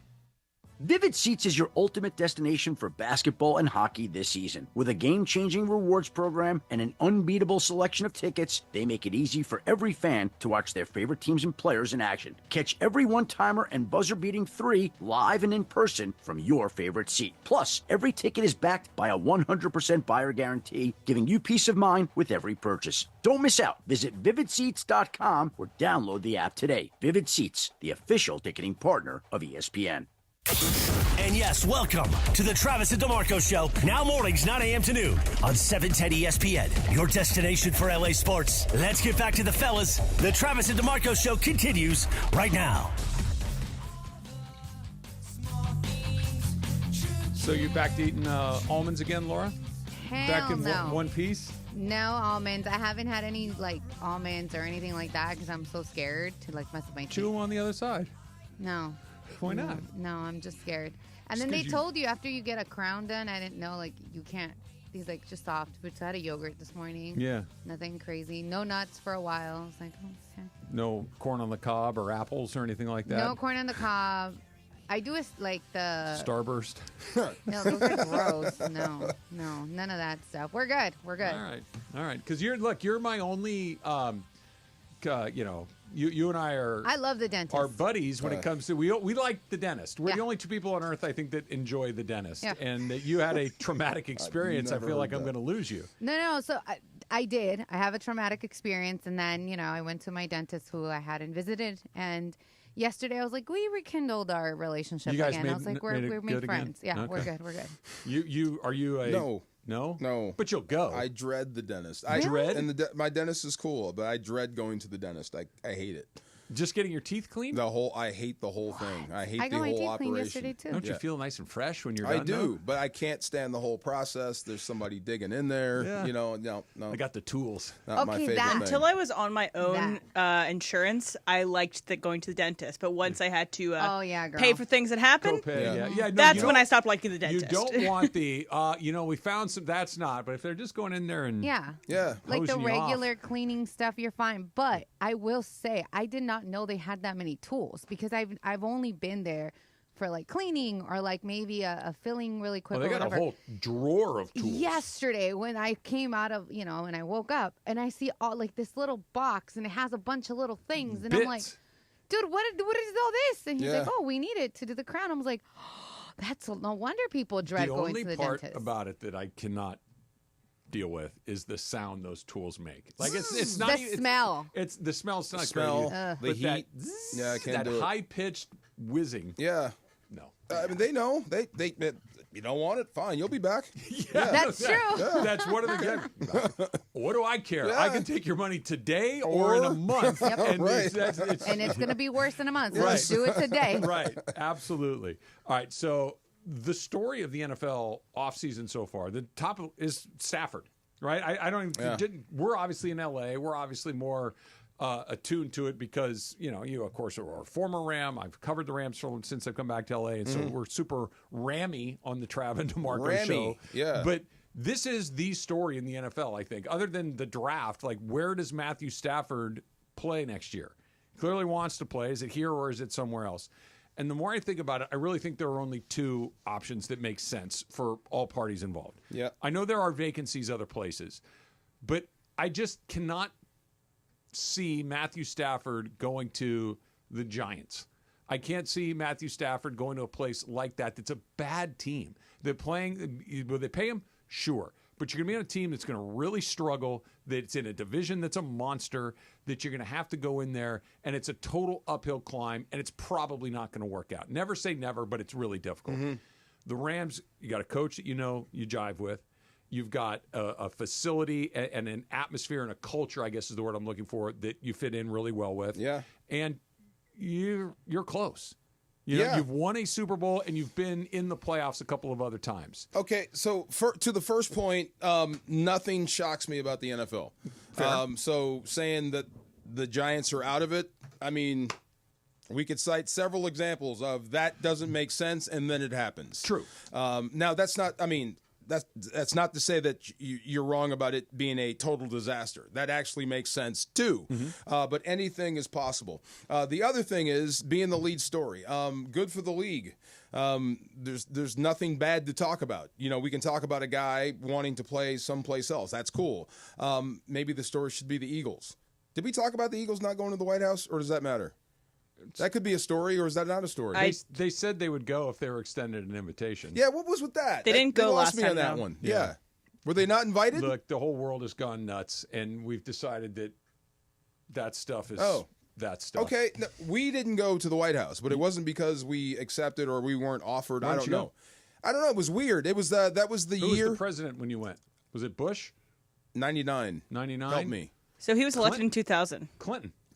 Okay, so that was the year that the Super Bowl was a week after the NFC Championship game. So things were out of whack. So we just didn't go. But that could be a story. But anyway, that's neither here nor there. But when you're talking about Stafford being the lead story, I was thinking, how cool for Matthew Stafford, because I don't think he's actually had this. It's been the opposite. He's been Since that trade. They were the number one story then, but it was the Jared Goff, the Lions involved. There was other people sharing the spotlight. This is the third time he's been the topic. He's the number one pick in the draft. He was the topic. But there's always other draft picks.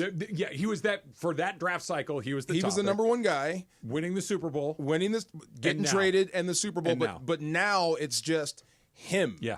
Matthew Stafford wants to or could play elsewhere. We all want Matthew Stafford. Yeah. How cool for him. He's finally getting his flowers. I guess it's answering the question about his Hall of Fame candidacy, because you only talk this way about special people. Mm-hmm. So, I mean, how cool for him. So I think that box in his resume has been checked for most people. I think that he passes the smell test. I think he passes the statistic test. I think he passes the eye test. There isn't anything about him to go, I don't know, man. Like, he's one of those guys. Yeah. And that's what McVay talks about. Yeah. And I think the only spot that gives me oh, man, I don't love that with him, because I want him to stay. And I think the best place for him is here, and the best option for the Rams is him. That's why I think it's likely that they figure it out. Yeah. The Raiders make a lot of sense too. And that's the one that just really kind of goes, ugh. Had the Raiders not hired Pete Carroll, I wouldn't be worried about it at all. Had the Raiders not invited Tom Brady into the fold to become a part of their ownership group. Didn't Brady just reach out, or at least that's what's been reported? Pete Carroll was asked, why are you here? And he basically said, because Tom Brady called me. Bro. And Tom Brady, has called the Stafford group. So the Brady, Stafford, Vegas, Raider, we got money. By the way, the Raiders are not a good team, but they're not super far away either. And new ownership always likes to make a splash. Is this this is the first LA moment? What do you mean? This is big. I mean, this is your quarterback. This is your guy. This is the guy that took you to a Super Bowl. Yeah. This is a big deal. Yeah. There's a lot riding on this right now. Yeah. That guy could wind up playing for the Raiders. The Raiders are a real threat in this because, look, I'm a Rams fan. The Raiders are a big deal. Even when the Raiders stink, the Raiders are a big deal. Yes. The Raiders have been a bad team. Most of the time, for 20 years, the Raiders have been bad. Raiders are still really important. Yeah. And that's appealing. Are we underestimating him, though, as a quarterback because of his age? Stafford, just a little bit. Okay. Like saying, okay, we think the Giants is just a bluff because they're bad. He goes there, and he probably gets beaten up. Mm-hmm. Because he's older. Mm-hmm. But are we underestimating his ability? I don't want you to put something in there that I didn't say. No, not you. Okay. Are we, just people, because most people think like a number 3, they will trade their third pick in the draft for Matthew Stafford. They're crazy. Are we underestimating him? Is he not that guy that could go there and he's a culture changer? I hear what you're saying, and I appreciate what you're saying. Because he didn't have to change culture here. He saved the day 2 years in a row. Yeah. Brought you back from the brink. I don't think it's we're underestimating him. I think we know that the Giants are bad. Yeah. I don't think it's he can't do it. I think it's nobody could do it. But if you added Stafford, are you still bad? Yes. You're less bad, but you're still bad. Yeah. Yeah, I think you could put Patrick Mahomes on the Giants, and they're still pretty bad. They'll still be bad. Okay. Yeah, I just don't think that they're not a quarterback away from being in the mix. Now, like you said a minute ago, the NFL is weird. Sometimes stuff breaks in a way. But the thing that would keep me up at night if I were Kroenke, Demoff, McVay, Snead, these guys, right, is the blanking Raiders. They're going to the Raiders. The Raider thing would be like, man, because Tom Brady makes this call. Yo, Matthew. There'd be black nines everywhere. You know, look, man, you're one of the few people I can talk to about this. Oh, wow. You understand how to play this position at the highest level the way that I do. We're really close. Yeah. With you doing what you do here, and by the way, Pete's on board. Pete knows how to do this too. Come on in here and let's go make a run at this together. You and me, you and I speak the same language. Yeah. Let's do it. That's not, we've got the most money. Oh, by the way, they do. Sometimes that's crazy. That's the scary one to me. We're still it's football stuff, football people, business people, what have you. Football people caused the Giants to let Saquon go. You know what I mean? We don't pay running backs. That's not just a running back. That guy is special. Yeah. You know what I mean? Yeah. And it's football. This is your best quarterback, your best option. And what's getting in the way? It could be a few dollars. I know it's deeper than that, but you're out to win championships every single year. So you want to put the best players around you. Clearly, he is. I want to play something for you. This is Andrew Whitworth talking with Ryan Fitzpatrick and Sean McVay. Fitzpatrick and Whit have a podcast together, and this is Andrew Whitworth telling a story about Matthew Stafford. We throw kind of a half role play action bomb to Van Jefferson, and I'm back there running Chandler Jones around. And Fitz, as I'm running him around, I can hear, you can always hear the crowd reaction. Yeah. What I heard was, dime. And I look, and I'm like, oh, my God, that was out of Stafford's mouth. And so literally he threw it, and he was like, he knew it. Dime. I said, that might be one of the greatest throws I've ever seen. He said that thing came out like a T-shirt gun shooter at halftime at a basketball game.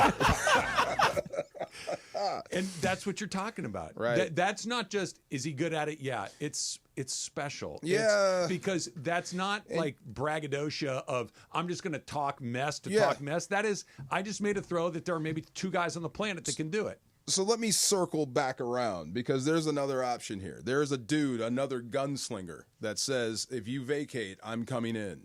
And just as we're talking about Stafford, we can quickly forget if this guy takes the job. I think I know who you're talking about. That's the other thing. We'll do that coming up in about 15 minutes. Factor Cap is coming up next. It's Travis DeMarco, 710 ESPN. Here's the phone number you need to know, 213-747-2000. That, of course, is our friend Joseph S. Normand, DeMarco. Accidents are devastating, man. Think about that $5 million car. Think about if you hit that. You don't want to do that. Oh, my God, you backed out and you scratched it. But serious accidents, if you fall, something falls on your head, accidents can be devastating, and the recovery process can take longer than expected. So no insurance company, they don't care. They're out to get you. Anything you say to any insurance company can and will be used against you at any point. They're going to get to you quick, too. That's how they operate, right? They come, hey, we got this way. It's like, oh, okay, I guess I've been paying this insurance.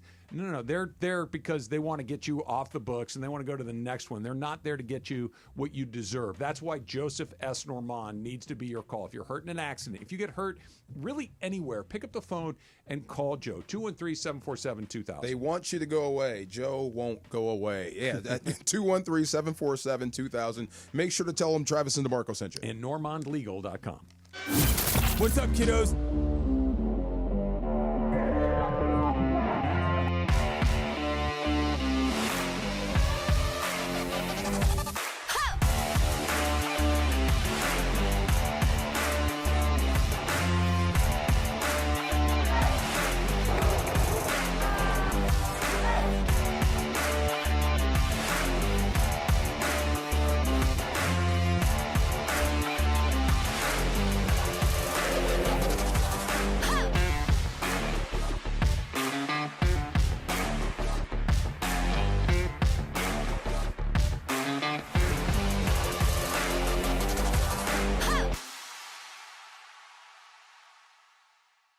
Are you the greatest Laker fan of all time?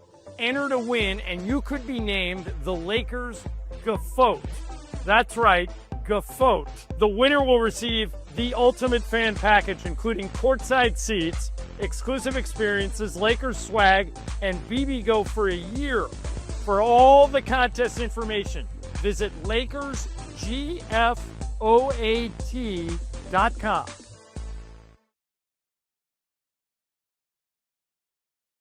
At home or on the go, play for your chance to redeem some serious prizes. Get started today at ChumbaCasino.com. Available only to players in the U.S., excluding Washington, Michigan, Montana, Connecticut, and Nevada, and Canada, excluding Quebec. No purchase necessary. VGW Group. Void where prohibited by law. 21 plus. Terms and conditions apply. Is your heating and AC system ready to power through the season? Whether it's keeping your current system in top shape with a quick tune-up or replacing an old system, NextGen is here to help keep your home safe and comfortable. For a limited time, NextGen is offering ESPN LA listeners a heating and AC tune-up for just $88. Their expert technicians will make sure your system is running safe and smooth so you can enjoy total home comfort all season long. If it's time for a replacement, NextGen can help with that too. They offer professional, full full system replacements with the latest energy-efficient models to help you save your money and keep your home at the temperature that feels just right for you. We're here for you 7 days a week because your family's safety and comfort are always our top priority. Don't wait. Call 833-3-NEXTGEN. That's 833-3-NEXGEN to schedule your $88 tune-up today. And don't forget, if it's time for a replacement, NextGen can help with that too. NEXGEN. Call 833-3-NEXTGEN. With Progressive customer service, there are lots of ways to connect with us, so you never have to miss a second of your favorite sport. Because you'd much rather watch a ball go through a net 124 times in 48 minutes when you don't really have to pay attention until the last two, and then somehow those 2 minutes will take an hour. You don't want to miss all that. Luckily, you can chat with Progressive on our app, online, or over the phone without missing a single one of those times the ball goes through the metal circle. Progressive Casualty Insurance Company, affiliates, and other insurers. Not available in all states or situations. Oh, by the way, Ivan's no longer on the project. His wife got a new job, so they're moving across the country. Robin's top researcher is deviating to a new market. This isn't standard. And now we're short-staffed. Who's going to finish all these projects? She needs a cluster of new data analysts, and there's no margin for error. I need Indeed. Indeed you do. Put our matching platform to work so you can spend less time searching and more time connecting with talented candidates. Visit Indeed.com/credit and get $75 towards your first sponsored job. Terms and conditions apply. Here we go. It is Factor Cap time. Factor Cap on the Travis and DeMarco Show. Each weekday around 10:30, producer Emily serves up what's going down, and fun and frivolity ensues. Special thanks to the law offices of Joseph S. Normand for making Factor Cap possible. It's Joseph S. Normand. It's Factor Cap on the Travis and DeMarco Show on 710 ESPN. And if you've been hurt in an accident, let me help you. Call my office at 213-747-2000. That's 213-747-2000. Let's do it. Factor Cap right now. Take it away, producer Emily. Thanks, Joe. Hi, guys. Hi. Aloha. Aloha. I got a point to make real quick. Gordie Howe. Gordie Howe, right? Say the thing about Gordie Howe. So a player last night, I believe on the Panthers, had a Gordie Howe hat trick, which is a goal, an assist, and a fight. Because Gordie Howe scored goals, he set up goals, and he was a tough guy. Yes. So they call anytime you get a goal, assist, and a fight in the same game, a Gordie Howe hat trick. Yeah. Gordie Howe in his career had zero Gordie Howe hat tricks. None. Gordie Howe doesn't have a Gordie Howe hat trick. Does that make any sense at all? Yeah, but it's funny. Yeah. Weird. Okay. Zero. Is he a great player? I think so. How would you judge him? Because I don't know it well enough. I know he's one of the all-time greats. Because he played forever. Yes. Yeah, he and LeBron. Crazy. He played forever. I think LeBron is... But it's beyond championships is all I meant. But Yes, go ahead. Okay. Okay, so first one I'm going to do, I listened actually to this whole podcast between Witt and Fitzpatrick and McVay, and one thing about that too is that I am always blown away by how Sean McVay talks about his past mistakes and how much he takes ownership of that, and I think it takes a lot of humility to do that, so I want to give Sean McVay credit for that because I think he is really great at that. But they also, at one point in time, and I'm going to preface this, so parents, if you're in the car and you have a kiddo that is expecting a visit from the Tooth Fairy, lucky kid, maybe you take a break for the next 2 minutes and come back. On back. Yeah. Okay, so they talked about the Tooth Fairy and how the Tooth Fairy's price has changed in Fitzpatrick's household because he has had 101 visits from the Tooth Fairy because he has 7 children. Wow. So that's a lot. And it's funny to me here and then top of the prices. My price I think was like $1 a tooth, $5 you got it pulled, etc. So my statement to you all is the Tooth Fairy changed their price over time in your family. Travis, Petra, Cap. Cap. The Tooth Fairy. My 3 children all experienced the Tooth Fairy the same way. The difference between my oldest and my youngest is 5 years. We were $1 a tooth. Okay. And I believe, and Susan could fact check me on this because she was in charge of making sure the Tooth Fairy got there on time. I believe we only did the Tooth Fairy on the first tooth you lost. I don't think we did it. I don't think we did it for every tooth that fell out. I just want to say it was for the first time. Oh, you first tooth, you get a Tooth Fairy, and it was $1. It's $3 total. Everybody, is it? DeMarco, what about you? Well, you tell, and then we're going to lower Clearly, next. I'm doing it wrong then. Yeah. It's every tooth, and the price has gone up. I got stuck. The price went up because, oh, God, it's Tooth Fairy. All I have is a 20. Oh, no. Yeah, so I got to do something. $20. So that one told the other one. Now that one, yeah. So the price just keeps going up. So dude, your Tooth Fairy roll's heavy. Fact, it's crazy. Yes, and it's every tooth. I'm doing this wrong. No. Yes. Laura, the Tooth Fairy's prices changed over time in your family. I was clearly born in the wrong family because we didn't even believe in the Tooth Fairy. We never got no money for, oh, your tooth fell, andale, por mensa. Yeah. Like, it has to happen. We don't get no money for that. Like, what's going on? But did you know about the Tooth Fairy? I mean, as I got older, but I grew up in a Mexican household from immigrants. We did not believe in that. It's supposed to happen. What do Yeah, you want? You want money? You want money? You want a cookie? No. Did you get money as a kid? Yeah, What did you get? Because I vividly remember what I got. Whatever was in their pocket. It wasn't like a standard whatever. My brother but you got and I, something. we got a quarter. Yeah. Yeah, we got a quarter. That's what it if was. you got $1, you're happy. But, go buy some lemon heads, some now and laters, and we're all good. I don't have kids, clearly, right? But if I were to have kids, my boyfriend and I have talked about this. He's like, my kids are not believing in no Santa Claus. My kids are not believing in no Tooth parents, Fairy. make sure your Sorry, guys. radio is down. La, la, la. You did preface that. So it's I wouldn't even do that for my own because my partner's like, yeah, no, they're not getting that. Got We didn't kids get that. pulling out their teeth because they want money. Yeah, no. Mm-mm. Right, exactly. And also the kids that I babysit for, they're 4 and 8, and so it's this awkward age of again, all this believing and stuff. Yeah. It's the 8-year-old is kind of the edge of it. 4-year-old is definitely very much in it. Right so in the the sweet 8-year-old has spot. to It's kind of be Yeah. along the ride for you. I had to kind of suss out if she. What was where she stands. what was the Tooth Fairy situation in your home, Em? $1 for regular tooth fallout, $5 if that's it's right. pulled. Okay. So Wow. yeah, well, Hazard because Wrong pay. household, I like wrong it. household. Yeah. $3 $3 total. One each. Bang, bang, bang. yeah. We're doing this wrong. I did it So wrong. this is something that I'm getting very annoyed at that I'm seeing. So bear with me. So every year, I believe it's either Variety or the Hollywood Reporter will have anonymous Academy voters give why they voted for whatever. The Academy is who votes for the Oscars. And to get in the Academy, you have to be sponsored by 2 Academy members, kind of like a country club. And then you have to face various rigors for if you can be inducted into the Academy. And when you get to the Academy, you have access to every single movie nominated in the portal. So you can watch it online. I can fire up any movie I want for free in my own home. So Academy members are telling the Hollywood Reporter or whatever outlet this is, oh, I just didn't watch that one. Oh, I didn't vote for Ray Fiennes because I thought he already won an Oscar. You can just easily Google that, and he did not win an Oscar before.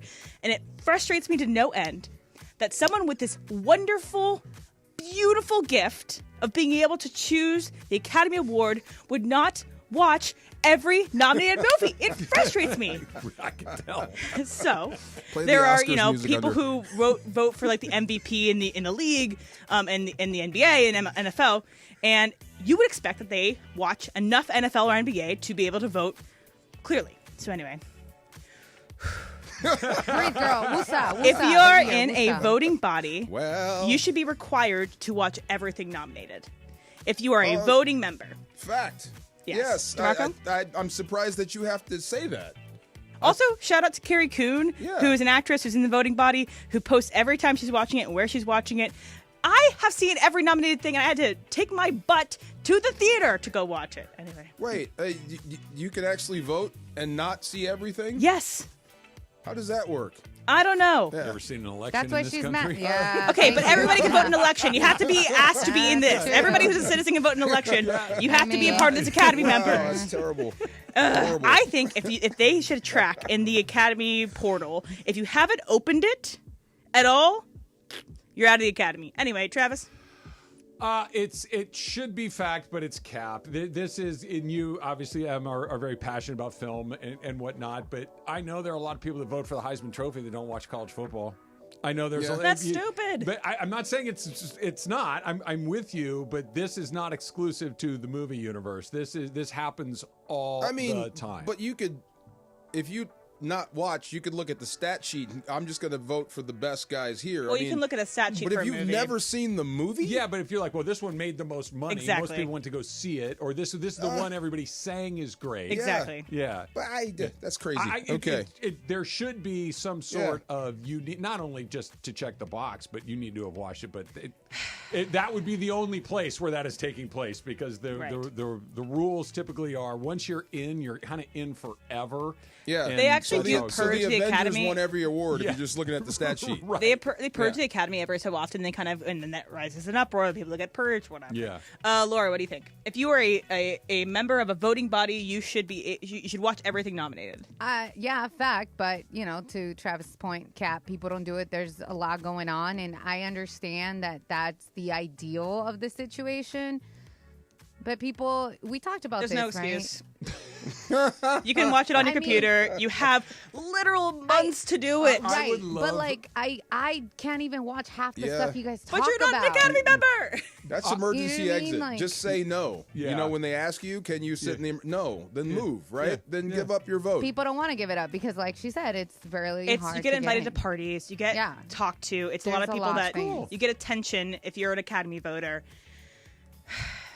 Dang. Somebody can Anyway. sponsor M there. She sees I was gonna everything. say, Nobody will sponsor me. It's okay. You never know. Be informed. You would be the informed voter in the group. That's for sure. Okay, I got one more. Sorry that I took so long on that one. I was listening to a podcast this morning with the producer of White Lotus, and he talked about how he's such a big Laker fan that they were on location, I believe, for the second season in Sicily, and he was near the monitor and still watching Lakers games and cheering and like ruining takes. So anyway, you would do whatever it took to watch your team in the postseason. Like, he was on a weird time, had to wake up early, had to stay up late. You would do whatever it took to watch your team in the postseason. Laura, fact or cap? Fact. It's happened. Yeah.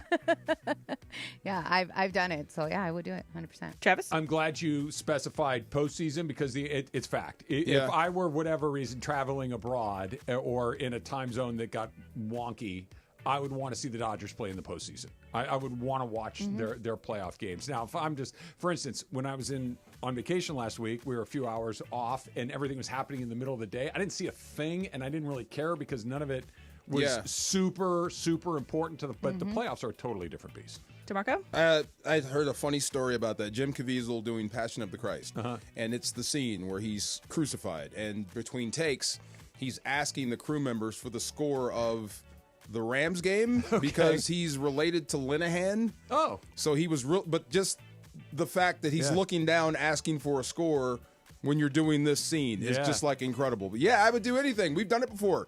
A must-watch event. Yeah, phone, I don't care. What's the craziest thing we've ever done? I think we took over like Motel 6s. Really? Yeah, back in the day because That they is had crazy. they had TVs in there. We didn't want to stay overnight. We just wanted to watch the fight. So absolutely, fact. Yes. Is there something that's not sports? Like No. For me, the Oscars. Okay. I would stop everything and watch What? the Oscars. You mean stop everything to watch? Yeah. Yes. I would watch it if I was in a different country and watch it live. Non-sports related. Honestly, Stop the world for it? Probably not. No. Not if I were, I don't know, to pick if I'm in China and it's Super Bowl Sunday, I don't know, man. Used to be concerts, maybe. Yeah, some sort of video concert, maybe. I don't know. You can catch it later. Yeah, now I can, but if it's catch must-watch it later. first run, yeah, I got to see it now. Factor Caps brought to you by the law offices of Joseph S. Normand. You have many choices in your legal team, but with Joe, family always comes first. That's a fact. Call 213-747-2000. That's 213-747-2000. The law office of Joseph S. Normand, and, of course, online at normandlegal.com. DeMarco, you were talking about the guy that could, maybe, possibly, kind of, sort of, could come in and replace Matthew Stafford. I really hope I'm not thinking of the same guy. That's coming up next. It's Travis DeMarco, 710 ESPN. The biggest show on the radio. Mason and Ireland, weekdays at noon. It's important for Laker fans to understand this. If you listen to any national NBA expert, they will tell you the Lakers are not competing for a title this year.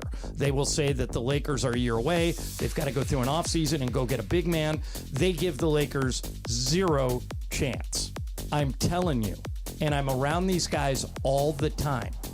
They, the players and the coaching staff, absolutely don't believe that, and it is fueling them. It is if you put JJ Redick on a lie detector and you asked him, can you run through the West and go back to the NBA Finals and win a championship this year, he would say absolutely, and he would pass. Steve Mason and John Ireland, today at noon. Mason and Ireland on 710 ESPN. Hey guys, it's Sedano at Los Angeles International Airport. Changes are arriving daily to help reduce traffic, save travelers time, and transform the travel experience. Are you the greatest Laker fan of all time? Enter to win, and you could be named the Lakers Gofote. That's right, Gofote. The winner will receive the ultimate fan package, including courtside seats, exclusive experiences, Lakers swag, and BB Go for a year. For all the contest information, visit LakersGFOAT.com.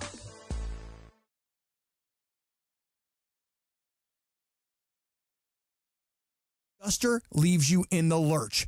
Take a breath and call Avner Gatt. With years of experience and a passion for helping people, if you've got water damage at home, call Avner Gatt today. 818-917-5256 or avnergatt.com. That's 818-917-5256. Avner Gatt. Your claim, our game. Dell Technologies is celebrating with anniversary savings on their most popular tech. For a limited time only, save on select next-gen PCs like the XPS 16, powered by Intel Core Ultra processors and more. Plus, curate your dream setup with great deals on select monitors, mice, and more must-have electronics and accessories. When you shop online at Dell.com/deals, you'll have access to leading-edge technology to match your forward-thinking spirit and free shipping on everything. Again, that's Dell.com/deals. Ladies and gentlemen, we are now boarding Group A. Please have your boarding passes ready to scan. If your phone is cracked, old, or was chewed up by your Chihuahua travel companion, please refrain from holding up the line. We ask that you kindly not be that guy, and instead simply go to Verizon and trade in any phone from their top brands in any condition on any unlimited plan for the new Samsung Galaxy S25 with Galaxy AI. With new line on my plan. Additional terms apply. See Verizon.com for details. It's the Travis and DeMarco Show. Travis Rodgers and DeMarco Fogg. But I think there's a but. I think there's a but, but not a big but. It's a little narrow but. The Travis and DeMarco Show rolls on. On LA's mega sports station, 710 ESPN. What's that on that be? Oh. ESPN LA, the Lakers and BB Go, are Unbeat. teaming up to find the Lakers Gofote, the greatest fan of all time.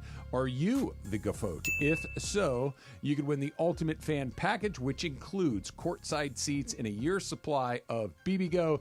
If this is you, go to LakersGofote.com. That's LakersGFOAT.com to learn how to submit your entry. And you today. know what? Was Travis on beat or what? You guys heard it in the back. Yep. Was I? You, Yeah, he when was. the beat dropped, you hit it. Yeah, that's Yeah. bars. I did yeah, that on yeah, purpose. yeah. You had him in the back roll. Yeah. Boom. Yeah. Get it. Yes, sir. Yeah. And with this Lakers Gofote thing, unlike the Academy members, we will watch all your videos that are submitted. They'll be watched. Spark that. Let's go. Yes, sir. He waited too. Yeah. Well, You look, felt that, right? I got it. When I think of Travis, I think of rhythm. Telling you. Emily. See? Thank you No, very don't try it much. twice. Thank See? you very much. Wow. Yes, sir. That would be an interesting thing. You rapping? No, that would not be interesting. That would be awful. That'd be great. What Emily said, when you think of Travis, you think of this. Yeah. To kind of, when you think of, insert Laura, DeMarco, Yeah. M, Trav, the first thing you think of. Oh, What my do you think God. of? When you think of me, what do you think of? Because for you, when if you said to me, hey, That's DeMarco a Farr, hard what's one. the first thing Wait, you think hold on. of? When the first thing I think of, the first Well, thing. it should be the first thing. What's in your mind right now? See, I have to edit because the first thing, see, martini. No! Great answer!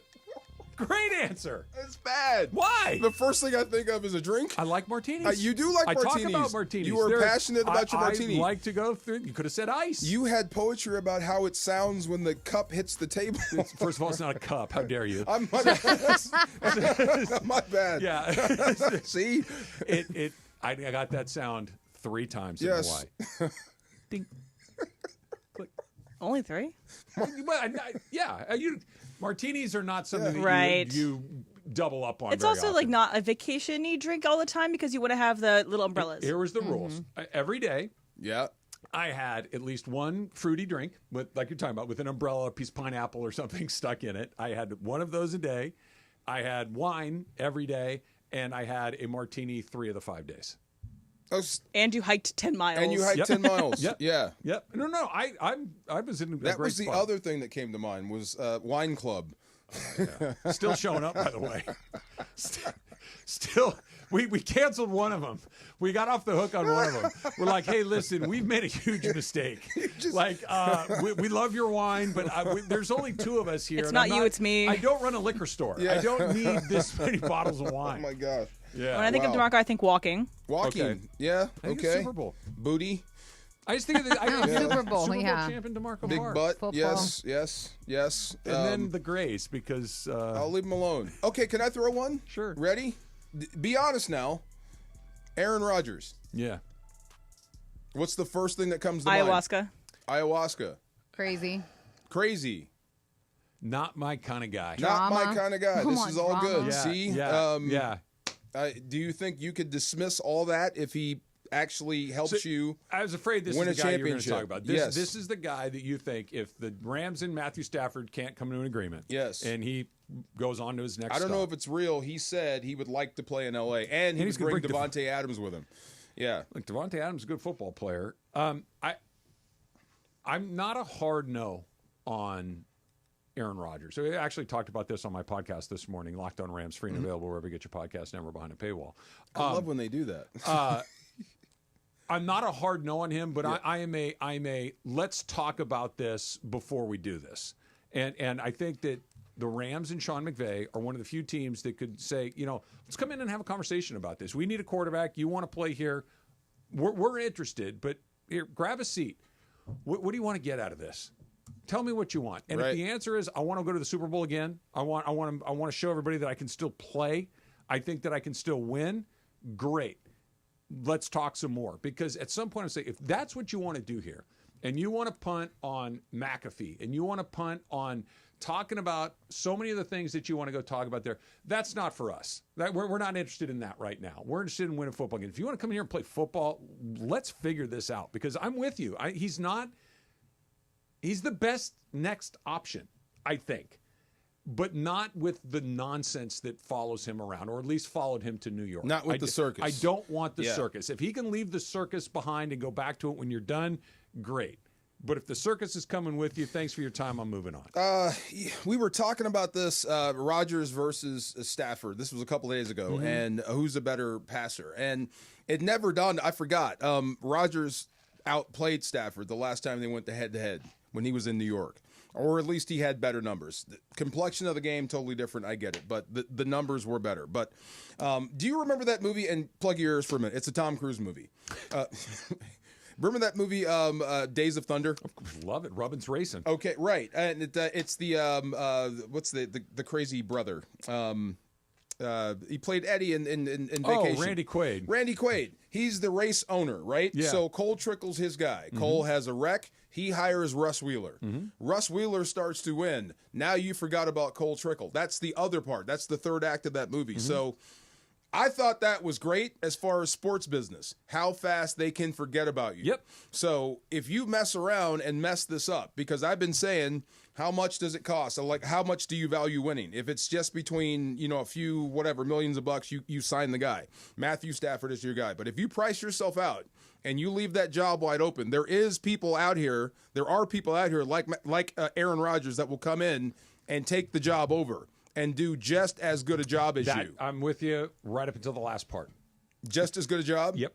I'm with you on all of that, except, and I'm not saying that you're wrong. I'm saying I don't know. That I don't know where that delineation is between him just being a guy that I don't particularly like and is constantly talking about stuff that I'm disinterested in, and how much of it is he's a 40. He doesn't move the way. Well, what do he you used most to. value in a McVay offense? Yeah. The way it's constructed now, the way he is calling plays, what is more valuable, the whip or the brain? I think it's the brain. clearly this guy can handle offense. Yeah. He can handle. He could spit the verbiage back out. He can communicate the offense. Yep. He can get you in and out of bad plays. Okay. I would say that's comparable. I'm with you. Now, I'm with you. I'd love to see a whip, an arm competition just between the two to see who wins. I think Stafford would murder him at this point in his career. Not so sure about murder. Okay. The other guy can sling it too. I don't know. I think Matthew I would give Stafford the edge. Don't get it twisted. But I'm saying it wouldn't be that far off. But in an offense that doesn't value it's not Linehan dropping back to 7, throwing it a mile. You're beating teams with your intelligence and football IQ. So that's comparable. He can run this offense, and he's good. So you also have to factor that in. Put it to you this way. He would be my second choice. But I really need to have a conversation with him before. And I need to know that it's sincere. I need to know that whatever the circus was in New York was more because the Jets are a circus than you're a circus. Okay, it's not really a circus because I think all parties involved have been, reasonably civil. But it is kind of a circus. There's more than one Stafford doing the speaking. Actually, one Stafford's doing the speaking. It's a little different. It is, but it's still. Different. I mean, it's not a distraction. No, and it's not a circus. But I would argue that this isn't the Staffords, the Stafford, whether that's Matthew, his wife, his agent, his team of people. Yeah, they're negotiating. Correct. They're negotiating money. They want X amount of dollars to stay here. Rodgers is an anarchist. Like he wants the place to burn to the ground. Well, it's like I don't understand why he goes through what he goes through. New York, I don't know. Green Bay, the way it ended. You've been to Green Bay, and that's a whole different animal. The way that team is run, and you came after Favre, which was weird, and you had to win them over. So that whole situation was weird. New York was a mess. Mm-hmm. They fired their coach. Mm-hmm. I mean, there's a lot going on there. So, but I would say this. A team that drafts Michael Sam, a team that has a quarterback and a receiver that has their own podcast. Remember the movie commercial the Rams made? I mean, clearly they accept that part of the business. So, but they, you know what they don't, DeMarco, and you would know this better than I. And I would say this, I would bet, and they just let Kobe Turner do the Masked Singer. So. I would bet whatever you're doing is okay as long as you don't make it a mess. But here's the difference. Yeah. And the difference with Rodgers specifically and with everything that you just pointed out, there was none of that. What the hell are those guys doing over there? Like Kobe Turner going on Masked Singer. It's like, oh, okay, he went on. I mean, Puka goes on McAfee. But it's never where it's about football. It's about, we've got this guy going on. With Rodgers, it's all, did you hear what he said about this, that, and the other What if thing? he goes on McAfee and he's completely happy? I love it here. McVay's great. We're doing fine. I need him to make it crystal clear to me that you're here to play football. And that the rest of this stuff, because his stuff isn't harmless stuff. Matthew Stafford and Cooper Kupp having a podcast, that's fine. There's no controversy coming out of their podcast. Every time Rodgers opens his mouth, people are like, there he goes again. Yeah. And that's not what the Rams do. They don't do the there he goes again. Yeah, I mean, and the one thing that you'd be afraid of, but I think you're afraid of with most people, is if he makes a comment on a social issue. That's where I think you'd go sideways. It could be that. Yeah. It could be with that's the You just put your finger on my concern with him, and it doesn't have to be a social issue or it could be anything with that guy. It could be literally anything where the vast majority of players are like, man, I'm not getting into that. Yeah. They all have their own beliefs. Aaron, which is fine. can you keep it to sports? Yes. If you're asked a question about something else, can you say, "Hey, look, I'm just not. I'd rather talk football. I'd rather talk football only." Yeah. Can you do that? We beat the Seahawks last week. What do you want to know about that? I'm on to Cleveland. Yeah, exactly. Right. Bore me to death.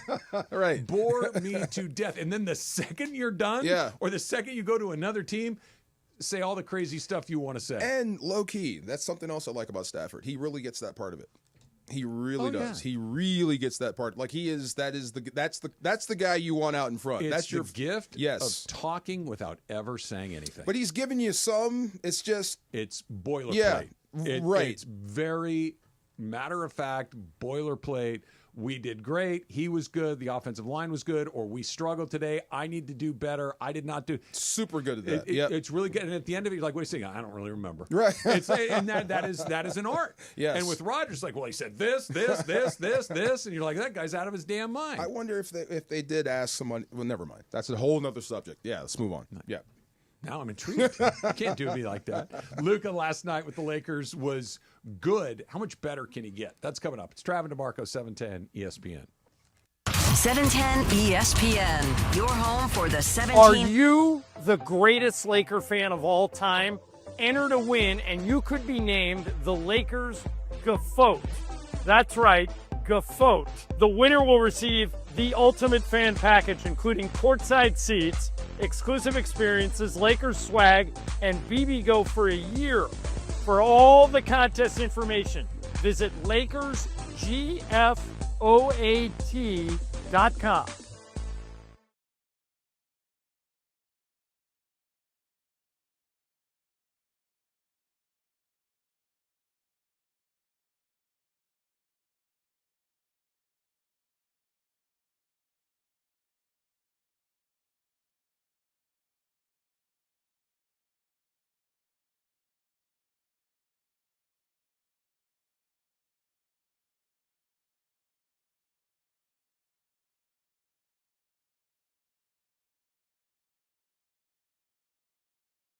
Top reasons to visit Morongo. College b-ball craziness is upon us. Catch every team, every game, every day on big screens everywhere you eat, stay, and play. Number 2. Desi Banks, live April 25th. And the number 1 reason. Spring break is almost here. Book your break at MorongoCasinoResort.com or on the app today. Morongo, good times. Game day excitement starts at Lazy Dog Restaurants. Join them at LA Live before or after the game, or catch the action on TV at any of their locations. Enjoy handcrafted food, craft beers and drinks, and the best seats outside the arena.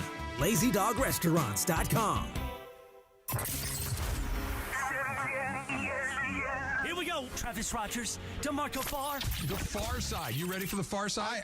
I'm in the far side. You're in the far side. Welcome to the Travis and DeMarco Show. So let's get to the fun, shall we? The Travis and DeMarco Show right now. Yeah. Say that again, Emily, what you just said to us during the break. I just saw this pop up on SportsCenter that the Browns GM says that they have no interest in trading Myles Garrett. Well, duh. Yeah, good on you, Browns GM. Good decision. You can see. By the way, might not be up to you. There you go. Right? That's true. Because if he says, I'm not coming, I'm not. You want something rather than nothing. You right. That's funny. Yeah. I love it. We have no interest. I'm sure you don't. Yeah. Unless. You know who has interest in not being on the Browns? Miles Garrett. Yes. Yeah. You two need to talk. Yes. You had a nice little chat with him last night. Big dude, man. Yeah. Bigger than, like, he's so wide at the shoulders, and you see why. He's so powerful. So, like I said, Jared Verse looks like the baby version of him. So if you go to work, could Verse be that good? He's got the size. Yeah. He's got the levers, the long arms. He's clearly cut from the same cloth. Yeah. Now you're going to have to work at it, but that's what your potential is. Okay, help me out here. Verse was the 19th pick, right? Yes. Yeah. Myles Garrett was number 1. Yes. Yes. Yeah. Yeah. If he's got those levers, like you said, and clearly that translates to the NFL. Jared Verse just had a monster season. How did he fall all the way to 19? That's a great question. Don't know. Yeah. He's still getting better. Yeah. I think Miles might have been more of a finished product. Okay. But here you are at Rookie of the Year. Yeah. Yeah, that's what I'm saying. Yeah, and if the ceiling for him is the ceiling of a number, and by the way, Myles Garrett is the number 1 overall pick. You'd look at it, that's a successful pick. Maybe Miles tests better than Jared. Yeah, but winning pick like the Brown. You want to do it again? Nope, we're good with our guy. Yeah. Rams got a similar type player. 18 spots later. Keep progressing. So if you're the strength coach, if you're the nutritionist, whatever you do for the Rams, your job is to get him to reach his potential, because when he does, that's what it looks like. Yeah. That's the first thing I thought. And when I said, who's the best tackle you played, he said Mailata, and then he said Verse had good games against him. Yeah. I'm like, it's on the map. They're all watching the same tape, so they know. You can't hide when you're that good. No, It gets out pretty quick. ESPN LA, the Lakers and BB Go. I'm telling you again, they're teaming up to find the Lakers Gaffote. That, of course, is the greatest fan of all time. Are you the Gaffote? If so, you could win the ultimate fan package, including courtside seats and a year's supply of BB Go. Delicious. Yes. If this is you, go to LakersGaffote.com. That's LakersGFOAT.com to learn how to submit your entry. Bang. And you said people were banging down your door What do you mean? night For what? For the Lakers Gaffote. Oh, yeah, they kept asking, like, as if I could pick. Do we have a vote? I don't believe that we do. Who has the vote?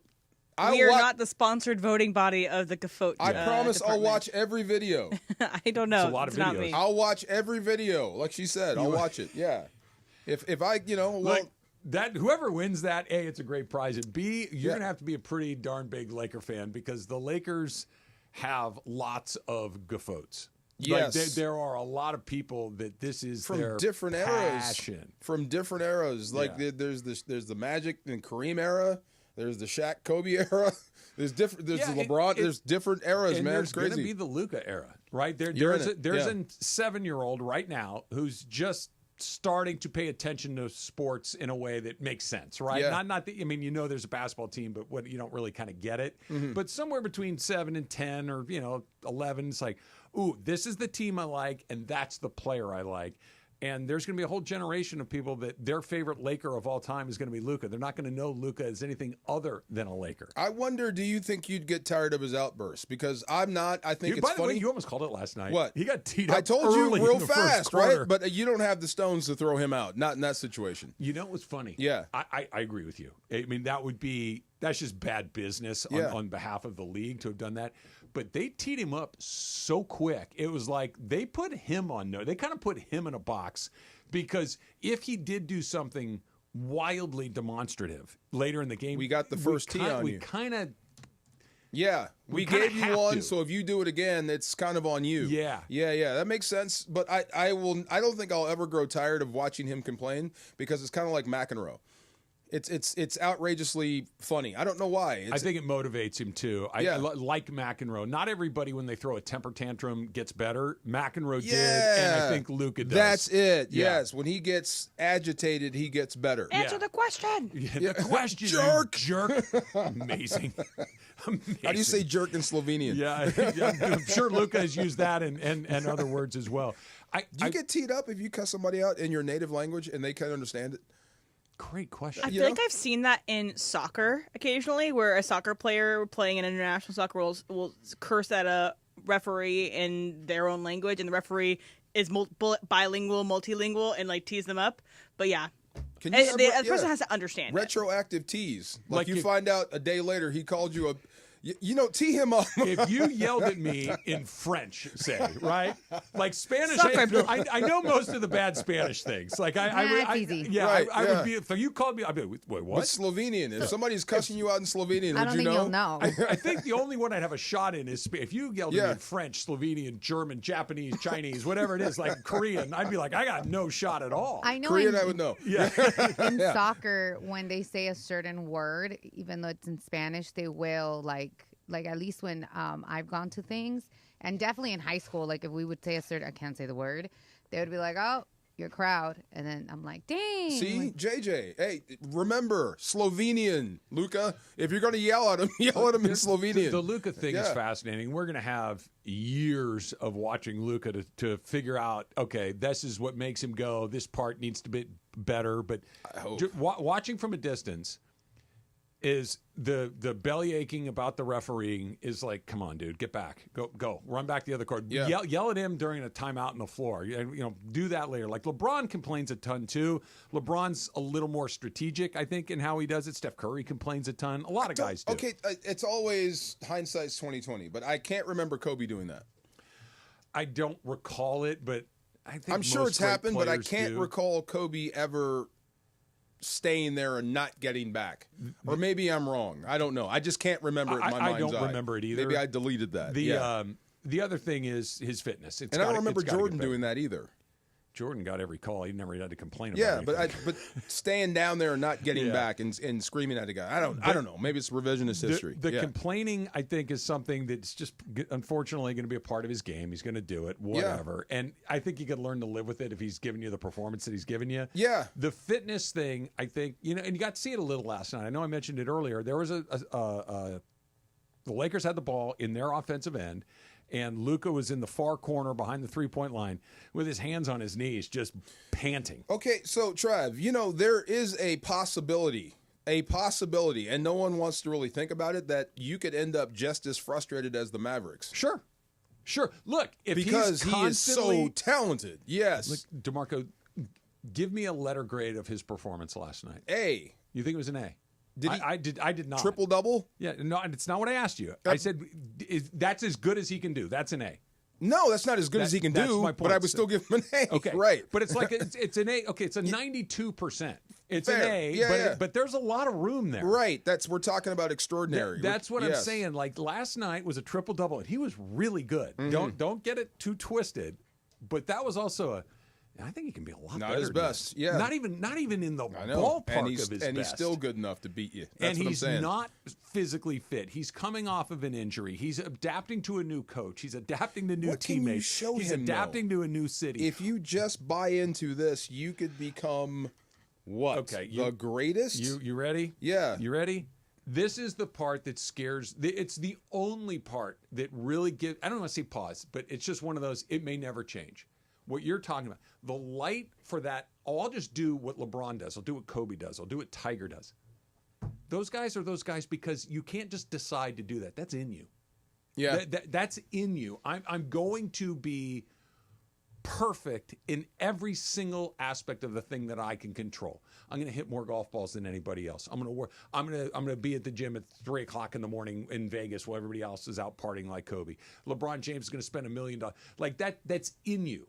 It's not something that you wake up one morning and go, you know what? I've been fat and out of shape and I drink and I smoke a lot, but I think just from now on, I'm going to be a perfect physical. It doesn't work like that. Well, if he wants to be one of the best ever, I'm assuming, how many championships do you have? Yeah. I do know this. You can't be on the list without at least one. Oh, for sure. Yeah, and right now you're at 0. And yes. So there's still something else out there for you. There is. That you haven't conquered yet. Yeah. But he's also been first-team All-NBA 5 times in 7 years. Totally. He averages 30 points a game. Hollow. And it's like just one of those, I'm doing pretty good. But you haven't won a championship. No, you're right. Yes. You're right. But that's you and me looking from the outside. From his, he's like, well, I haven't had the best. Has Luka Doncic ever been on the best team? No. Well, I would hope you'd sell him on the fact that to be great, if you want to be great, you have to win a championship. I hope so. And I hope that or at least I wonder if you said that to Harden, what he would say. Like, does it look like he cares? Because I hear Gilbert Arenas every now and then. He talks and it slips out.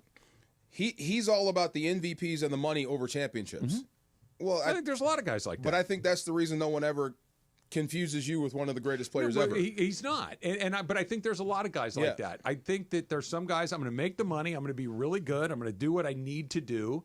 But then there's the level beyond that Kobe and Tiger and LeBron and those guys go to. Not very few people go to that. Well, very few. I hope you can convince him that's important. Because either way, he's going to score 30 points a night. I don't think he can. I don't think you convince him. I think he either one day figures it out on his own or it never happens. I don't think there's something you whisper in his ear. I don't think LeBron James can tell him, hey, listen, do what I do and you'll be one of the greatest ever. Pelinka's not out of the woods. You still have to keep bringing him people that will bring him up. Yes. Sure. Yeah.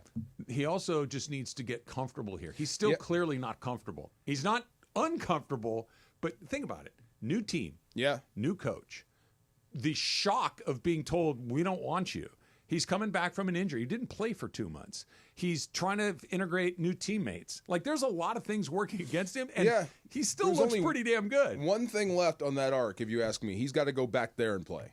Because he just did it here versus his old team, and you won. He said last night, I'm just glad it's over with. Yeah, and this is the last time he has to do it. Yes. Let's talk about this on the other side. Let's talk about the budding rivalry between these two teams and whether or not this can be something that we look forward to season after season. That's coming up. It's Trav and DeMarco, 710 ESPN. My prize picks last night, believe it or not, I got the Kyrie part right. It took more than Kyrie's point total. That hit. but the 48.5 for Luca just missed on the combo. And that's Prize Picks. You pick more, you pick less, and you can win up to 1,000 times your money at Prize Picks. It takes what you're already doing, watching basketball, watching hockey, baseball's right around the corner, the NCAA tournament, all of this stuff, and makes it even more fun.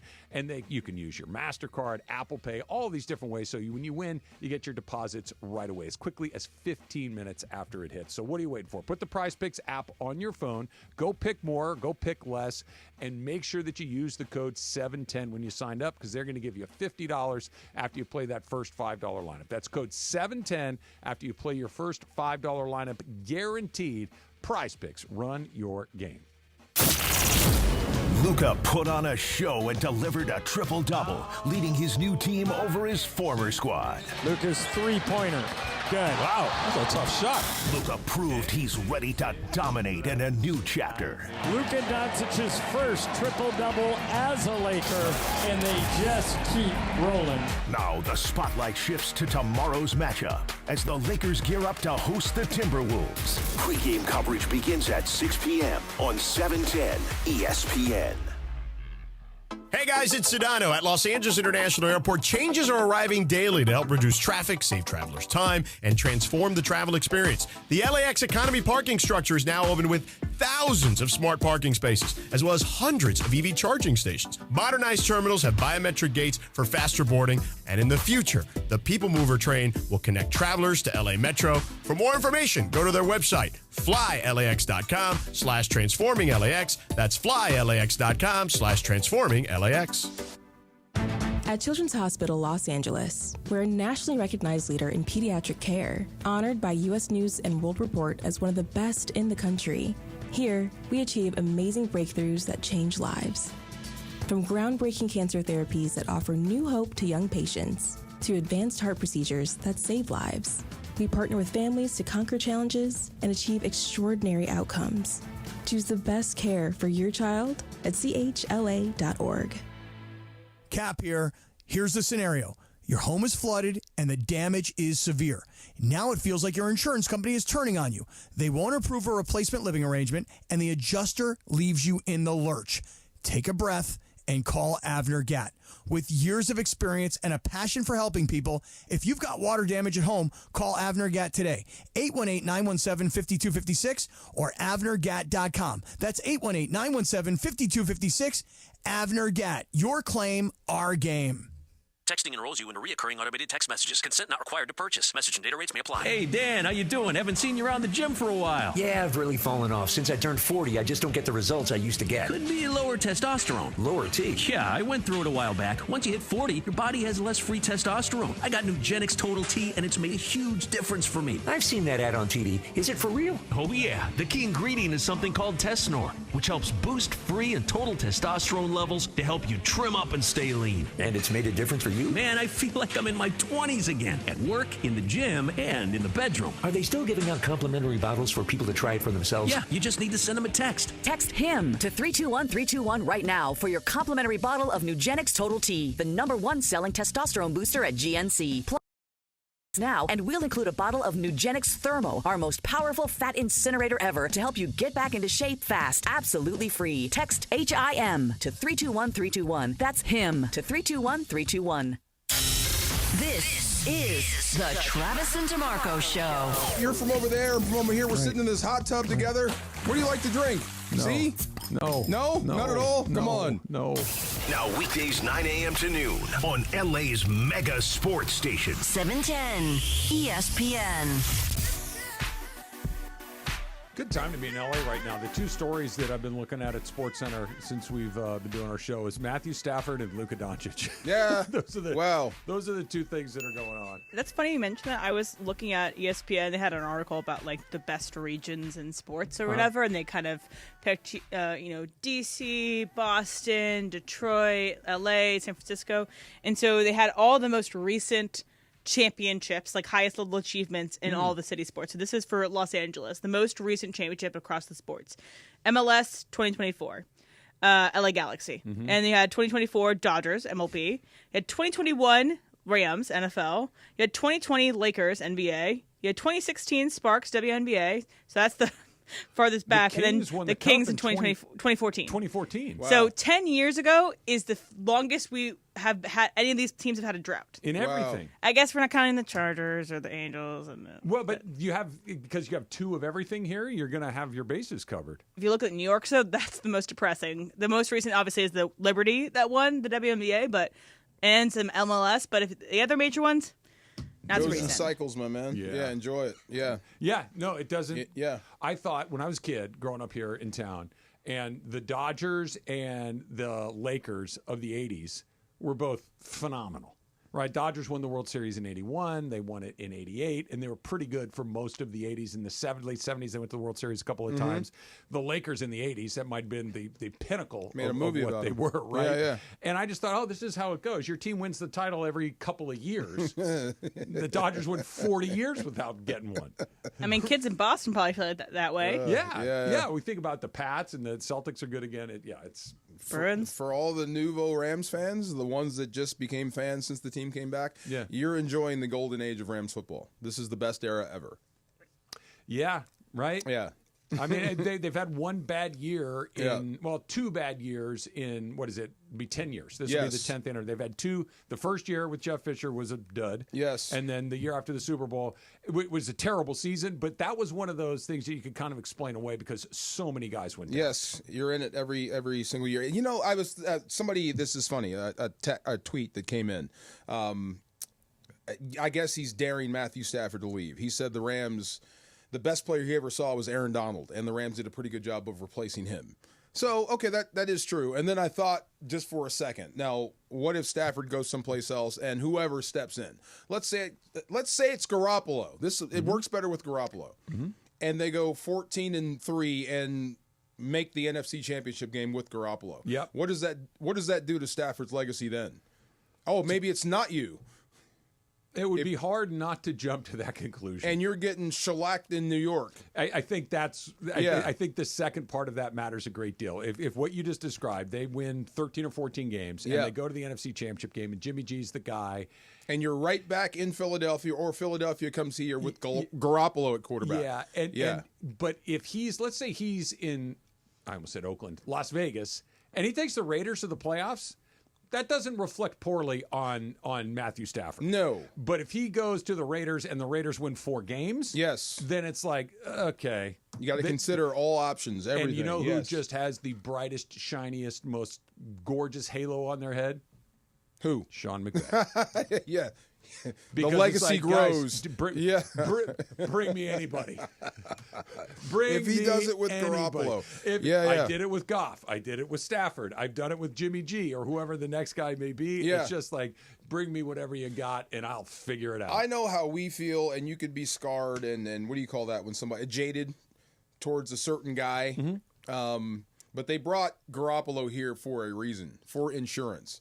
To back up Matthew Stafford. Because, like, when you talk about those ingredients, and it's not about the whip, it's not about his cannon, it's can he process all this information and spit it back out?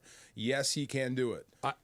When he got the start, that's what I said. I want to see if he can run the offense, and clearly he can. I said it from the moment they signed him because I always thought it was, for a team that runs as well as the Rams do, I thought it was a blind spot that they had, where their backup quarterback was always like, that dude's not good. Like, you're dead if you have to play with that guy. Right. And when you saw Wolford, when you saw Perkins, when you saw Rippon, you're like, those guys aren't good enough. This is even like with Mannion and who's the guy from Jacksonville they had briefly, the quarterback? Bortles. Yeah. Like, it's like, okay, no. Yeah. With Jimmy G, it's like, we're all right. We're not, I'd rather have Stafford, but we're not dead. You don't have the guy. edge every week as far as quarterback play, but you're not at the bottom. No. Yeah. No. And with those other guys, it felt when they signed him this last season, it's like, okay, they're finally putting a little more value in that in the event. And again, Matthew Stafford, a year older. Matthew Stafford coming off a year where he did miss some time with some injuries. So let's be prepared for that. Do not forget, Garoppolo's in the building. He's been here all year. He can take over now and be the start and get him ready to go. That would be one. Look. Tomorrow morning, we wake up, and on our way in, the Rams hold a press conference and say, we were unable to come to a deal with Matthew Stafford. We traded him to the Las Vegas Raiders. Jimmy Garoppolo is going to be our starting quarterback next year. It would be one of those, damn, wow. Yep. And then it would be, Okay. Raid the draft for every defensive player you can get. Yep. And I think it happens that fast. Just and also, like that. when's the next quarterback? Because Jimmy G's not going to be here for 5 years. That's the look. They did it with Goff. You don't have to be 2-15 to get that guy. You just have to be willing to go pay for it. Go move up and take the whatever. How many is it going to take to get all the way to top? Okay, here, you can have it. We have to have this guy. You can move. You got to be right. And I think that with Goff, they were way more right than they were wrong. He took him to the Super Bowl. Is that guy in this draft? No. I don't know. Draft? I mean, probably no, not in the first round. Look, I'm not a draft nick, so to speak, but from what I am hearing. When you know, you know. Here's what I heard this morning. Every guy in this draft at quarterback would have been picked behind all the guys that were drafted last year at quarterback. So the guy that's best would be the fifth best guy a year ago. Like J.J. McCarthy would be above all these guys. J.J. McCarthy would be picked ahead of Sanders, Ward, and Dart. Never know. Trey Lance is trying to find a job. Lamar Jackson was picked at the bottom of the first round. You never know. Brady was in the 6th round. There Russell you go. Wilson was in the 3rd round. Didn't Allen fall a little bit too? He went to 10th or 12th overall. Yeah. But look, let's not get crazy. Yeah. Most of them are taken right at the top. It's not super complicated, but not all of them. If you said to me, do you want to try to find your quarterback with the top pick or with the 100th pick? I'll take number 1, please. Thank you. Definitely. If you can get the top flight guy. All right, fans, ESPN LA fans, the Lakers, BB Go fans, they're all teaming up to find the Lakers Gafote, the greatest fan of all time. Enter by telling us your favorite Lakers memory and posting it to social media. Here's what you got to do. You have to follow ESPN Los Angeles, and you must hashtag your post, hashtag Lakers Gafote, and hashtag promotion. All those directions are on LakersGafote.com. That's LakersGFOAT.com. Go give yourself a chance to win on a year's supply of BB Go courtside ticket. You ever sat courtside at an NBA game? Yeah. This was a random thing going through Utah, and Karl Malone threw me the ball. Really? Yeah. On purpose or like as a turnover? On purpose. Okay. Yeah. How'd you just call up Carl and say, yo, hook me up? We were driving through. I think it might have been during that same trip. Oh, no kidding. We just stopped. We in Salt Lake. Let's catch a game, and we did. Do you remember who they were playing? I have no idea. But it was Karl Malone and Stockton. That's all I cared about. Yeah. I've sat courtside. I think it was the Kings. Was it the Kings? It was the Kings. Yeah. Okay. One time, UCSB against Cal Poly. Oh, it was great. Yeah, fun, right? They're right awesome. there. Yeah. Even like mid-major college basketball like that, there's still a couple of 6'10", 6'11" guys running out there. It's nuts. Yeah. Were you an alumni at the time? Or I was. Okay. Yeah, I was. I was friends with. Were you walking in as a big shot? No, I'm not a big shot. But here's what I'm very good at. I'm very good at making sure that I get to know the people that are big shots. Yeah. Okay. Right. So when they got a new athletic very director, Jimmy at Santa Fallon Barbara, of you. who I didn't. It is a little Jimmy Fallon like. When Santa Barbara's old athletic director, who I knew when I was a student athlete there, who I was friendly with, he left, and they brought in the next guy. I did not know him, so I gave him I reached out. There you go. I'm so and so. Love to introduce myself sometimes, and we're still friends. And there you go. Someone asked us to go to the CSUN basketball game. Oh yeah? Yeah, got that on Twitter. He invited us to a CSUN game. When do they play the Gauchos? I have no idea. We should find out. As long as we sit courtside. Oh, there you go. See, this is how you do it. Hot and Cold's coming up next. It's Travis DeMarco, 710 ESPN. Here's the equivalent of sitting courtside: going to Rolo Chevrolet.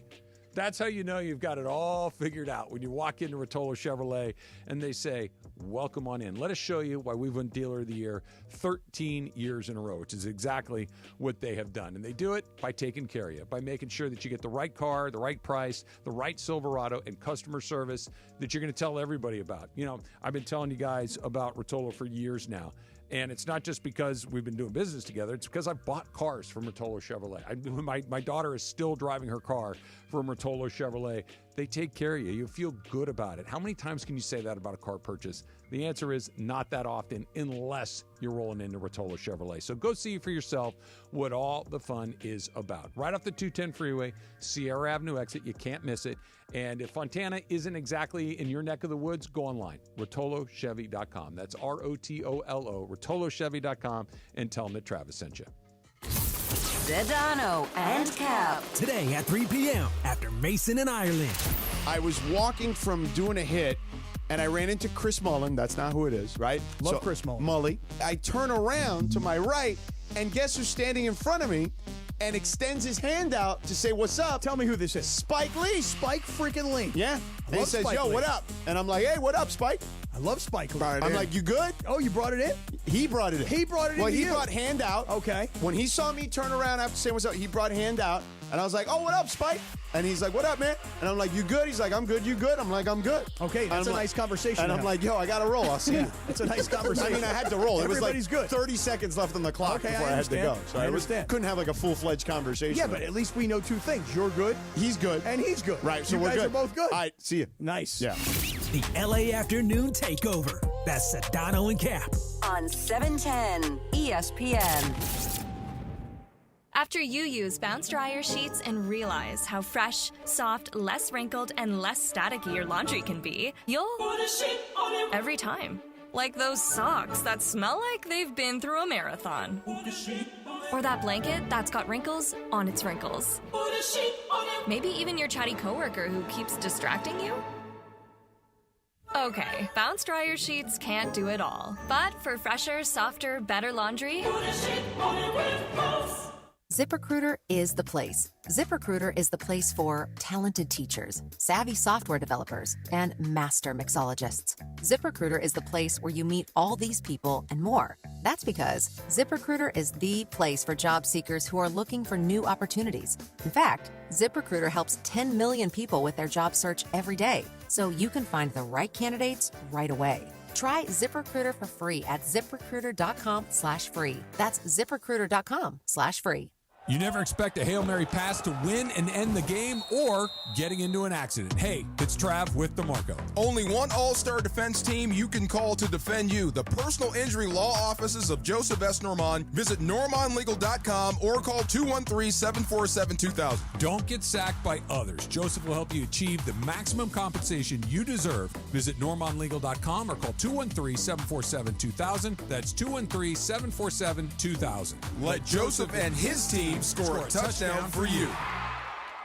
Cashback is not available on gas in New Jersey and Wisconsin. Hey, good morning. You're heading to the airport, right? Yep, thanks for checking. I like the car. How long have you been a rideshare driver? About 3 years now. I really enjoy it. Isn't it hard to make money these days with the price of gas being so high? Not for me. I use Upside, the free app that gives you cash back for every gallon of gas you buy. Wait a minute. Are you saying you actually get real money back when you get gas with the Upside app? Yep, I get real cash back every time I get gas. Does that actually add up to anything? I'll make around $200 to $300. Wow, that's serious extra cash. I'm downloading the Upside app now. Download the free Upside app now to earn real cash back every time you buy gas. Use promo code LEARN for an extra 25 cents a gallon bonus on your first tank. You can cash out anytime, right to your bank account, PayPal, or a gift card for Amazon and other brands. Just download the free Upside app and use promo code LEARN for a 25 cents a gallon bonus on your first tank. That's code LEARN.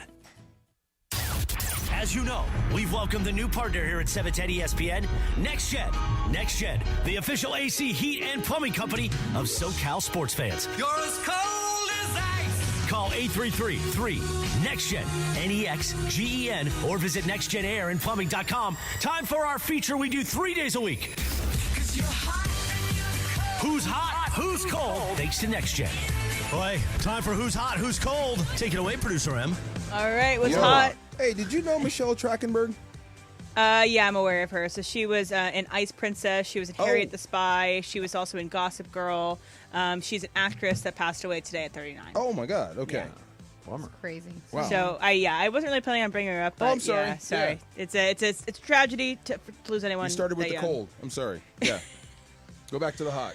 So what's hot is report cards. Not only your kids, the tooth fairy and everything might have a report card coming soon, but so did the NFL ownership. So the NFLPA every year does a survey of its players, and they give the grades on various factors of their ownership, including treatment of families, food and dining area, nutrition, dietitian, locker room, training staff, weight room, and strength coaches. Okay, so all of them, the players will give their grades, and sometimes they'll give a little bit of a reasoning for what the grade they got. And this year, the top scoring, the highest graded ownership by its players was the Dolphins. They received an A+. The lowest scoring were the Jets with an F. Ooh. Panthers and Cardinals also had D-minuses, so we're up there. So Rams kind of sit in the middle. They were at a C. They had their highest grade was in their strength coaches, but they didn't receive terrible marks. There are people that received a lot worse marks. So what do you think about these grades? Are these players trying to get something out of these owners? Are they just trying to put their stuff out there? You tell me, DeMarco, because what she just said is the first thing. This is a survey that is done by the NFLPA, the Players Association.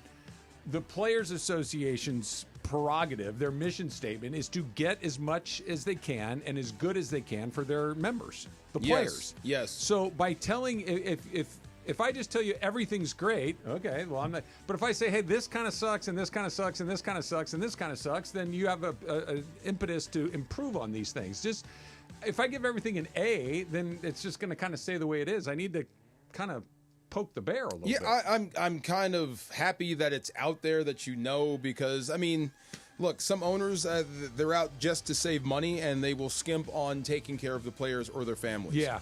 It's the stuff that you really don't have to do that you should do. So Miami goes overboard, I guess. But, families talk, players talk. This is what my team does, or where does your family sit? We sit here. Well, man, they stick us way up there. So it depends. And there are some family members that think they're more popular than they are. Yeah. Sometimes. Yeah. I believe you. Yeah. You can't be. Never mind. And not everybody can sit at the 50-yard line. Right. Yeah. Not everybody gets treated the same. Right. Look, I think this is a Jimmy Johnson. I could be. Yeah. There's a great line. I'm not going to treat everybody the same. I'm going to treat everybody fairly. Yeah, this is true. And that always stuck with me, because not everybody is the same, and not everybody deserves the same things. I'm going to treat you fairly. And teams are different. Yeah. And so I would say this all the time. This is so funny. The battle on the field is not even close to what's going on in the stands. Okay. Not even close. So there might be a few wives or girlfriends that have special treatment because of who their husbands are. And they will make sure that you see that and make the other people mad. Yeah, that's bad. That's bad. But if that's an issue, then you've already lost. Like Miami, there's no problem because everybody's happy, if that makes any sense. Yep. And the Rams' lowest score was on their treatment of families. And the Rams are one of only 2 teams that offer daycare during home games, but they charge the players to use it. And that was one of the things players maybe disliked about that. And they have noted that team currently shares information only with significant others. Those without a significant other would like the option to designate a family member to receive the same updates. So again, these are things that maybe the owners don't want to be embarrassed, so they don't want to be at the bottom of this list. And so maybe the players have a little bit of thumb to say, hey, make our facilities a little better. I got a better dietitian, etc. And some places, different prices for different things. So what might be on site in Kansas City, because it's in the middle of America, it's cheaper to do it there. Of course. So they have this and you don't. So they're happier than you are, if that makes any sense. Yeah. Right. It's all a report card. Things can have improvement. Nothing that's saying the words. Bro, we used to get people from, and it was the Commanders. The other. It's also not free daycare. It's $75 for the first child and $50 for the next. Oh, so we used to do this. So this is the other team when they were notoriously cheap. We don't know how any other team operates. So they would come in and they would ask, "Hey, where do I get socks from?" Well, just go ask the equipment guy. Well, how much do they cost? What do you mean? Just go ask him. He'll give you socks. They don't make you pay? They had to pay for socks? That was the next. They made you pay for socks? Oh, yeah. Socks, sweats, everything. Everything that we got and took for granted, they had to pay for. So you never know what's going on. And whether or not your dining hall is like a free meal or if you have to pay for a meal. Yeah, they remember they handed a guy a real plate. Like, if you drop it, it breaks. Yeah. And he looked at it like, what are you looking at, man? They gave us paper plates. Yeah. Like, really? There was this story that went around when Marge Schott owned the Cincinnati Reds, and she was notoriously cheap. And she wanted to print one sheet of stats and have everybody in the press box. This is pre-internet, so you had your stats you needed to have them in front of you on paper. Yeah. And every other team would run a copy for everybody that needed one, and she didn't want to run copies, so she would have them pass it around. That's ridiculous. Wow. How many RBIs does Dave Parker have? I don't know. I don't have the sheet. I got it over here. Pass the sheet down here. Pass it down. Yeah. Oh, my God. All right, what's cold is Max Scherzer. So Max Scherzer is not necessarily happy with the ABS system, the automatic ball strike system. He says, can we just be judged by humans? And he's like that because he's not benefiting from it. And he's benefiting a lot of times because he's an intimidating guy. He's got the two colored eyes. He's crazy. You don't know what he's going to say next. And I just think that it's one of those things where you don't really anticipate that it's going to be not beneficial for some pitchers. But what do you think about Scherzer? So he said, yesterday he pitched in spring training. Pitched pretty well, by the way. I think he gave up a leadoff triple and then got the next 6 or 7 guys. And he's with the Blue Jays, if you forgot. And it pitched really well. But he had 2 pitches that were... Wait, he's up in Canada? Yeah. They had 2 pitches that were called strikes by the umpire that the team challenged that were both corrected to balls. Okay, so he lost 2 strikes. And his quote afterward was, what are we trying to do here? Well, we're trying to get the calls right is what we're trying to do. And I get where he's coming from. He's Max Scherzer. So that ball that's 50-50... For Max Scherzer, it's not. It's probably like a 65-35 in his favor. Correct. So the computer doesn't give a damn whether he threw it or Tony Gonsolin threw it. Right. It's just it either went through the box or it didn't. Yes. So I get why he doesn't like it, but tough toenails. I mean, this is just the way that it goes. Your reputation, the computer doesn't care about. That's the benefit of robots. They don't get tired and you can't intimidate them. Right. But if there was one human that could intimidate a robot, it would be Max Scherzer. He's pretty intimidating guy. Who's the most intimidating? I am wrong. Yeah. Who's the most intimidating player that played baseball or manager? Like, if you're the umpire, you don't want this guy getting in your face. Scherzer, probably, because he flew off the handle against Dave Roberts when Dave touched his butt. And he's a big, crazy dude. I was thinking, Nigel Morgan was nuts. Who else was crazy? The managers, the guy that gets kicked out the most is Aaron Boone. He's the one that seems to have the quickest trigger. You mean players or managers? Either way. Oh, okay, yeah. Players are. There's a way to do it. Like, there's dialogue that goes along with all of these guys. If you watch carefully the next time you're watching a baseball game, watch because he's got a mask on. It's a little hard to see. They're talking to the umpire the entire time. The entire time. Where it gets dicey is when they take their mask off. Mistake number 1, and number 2, I'm going to turn around and talk to you. If I keep now my you're mask showing on, them up. If I keep my mask on and I'm looking here but talking to you behind me, I can say almost whatever I want. We're good. Yeah. Who's the guy that Max Muncy said to go get it out of the ocean? Bumgarner. Would he be not one you wouldn't have faced? He's an intense guy. Problem is, he's not any good anymore. I don't even know if he's playing anymore. He might be done. But intimidation, though. Very intimidating. A guy that stares down the ump. Yeah. There's a great scene with him and Joe West, who was one of the all-time. They were staring at each other. And they rolled the ball back, and he just watched it go by. Yes, I know. Yeah. Did you like Joe West? No. At all? You know why? He's an umpire whose name you know. We're done. You should not. His games ended pretty quick, though. If I know your name as an umpire, that means you are making yourself way too much a part of it. I mean, but if you're a major league ump, at some point we're going to know your name. Who's the best umpire in baseball? Right now, I don't know. Neither do I. I don't know. And that's why he's the best umpire in baseball. Because we don't know his name. Because we don't know his damn name. True. Who's the worst umpire in baseball? Angel Hernandez. He just left. And everybody knows his name because he's dog water at what he does. No, because they won't fire him. That's the he's other gone part. now. Okay, but you know who's the second worst umpire in baseball? Who? Laz Diaz. You know why? Because he sucks. And they won't fire him. And it's just, if I know Eric Gregg, who ruined the World Series one year because he's calling balls in the other batter's box strikes. The only time we ever say, hey, who's that guy back there is when you're blowing it. Yes. I feel like we know some NFL guys, though. Like Hockey Lee. Because he's got the guns, though. Yes. And they talk to us. And when they actually, and they make a point to. That's true. They do talk to you. They talk to us. Yeah. They take a tight shot of his face, and they administer the game, right? Yeah, they do. The umpire doesn't take his mask off, turn around to TV and go, strike 3 on Mike Trout, outside corner. But, they don't do it like that. Yeah. They should, though. That'd be awesome. It would not speed up the game for sure. It was a strike. I called to the ball because he's a jerk. Let's go. Joe West. Beat it, Joe West. Come on, he's Who's great. hot, who's cold is brought to you by NextGen, the official AC heat and air company of SoCal sports fans. Call 833-3-NEXTGen or visit nextgenairplumbing.com. I think you would be Joe West if you were an ump. You know what? I would never, ever want to be an umpire because it's a thankless job. Yeah. I'd also be a pretty good one. The Dump coming up next. It's Trav and DeMarco, 710 ESPN. The biggest show on the radio. Mason and Ireland, weekdays at noon. It's important for Laker fans to understand this. If you listen to any national NBA expert, they will tell you the Lakers are not competing for a title this year. They will say that the Lakers are a year away. They've got to go through an offseason and go get a big man. They give the Lakers zero chance.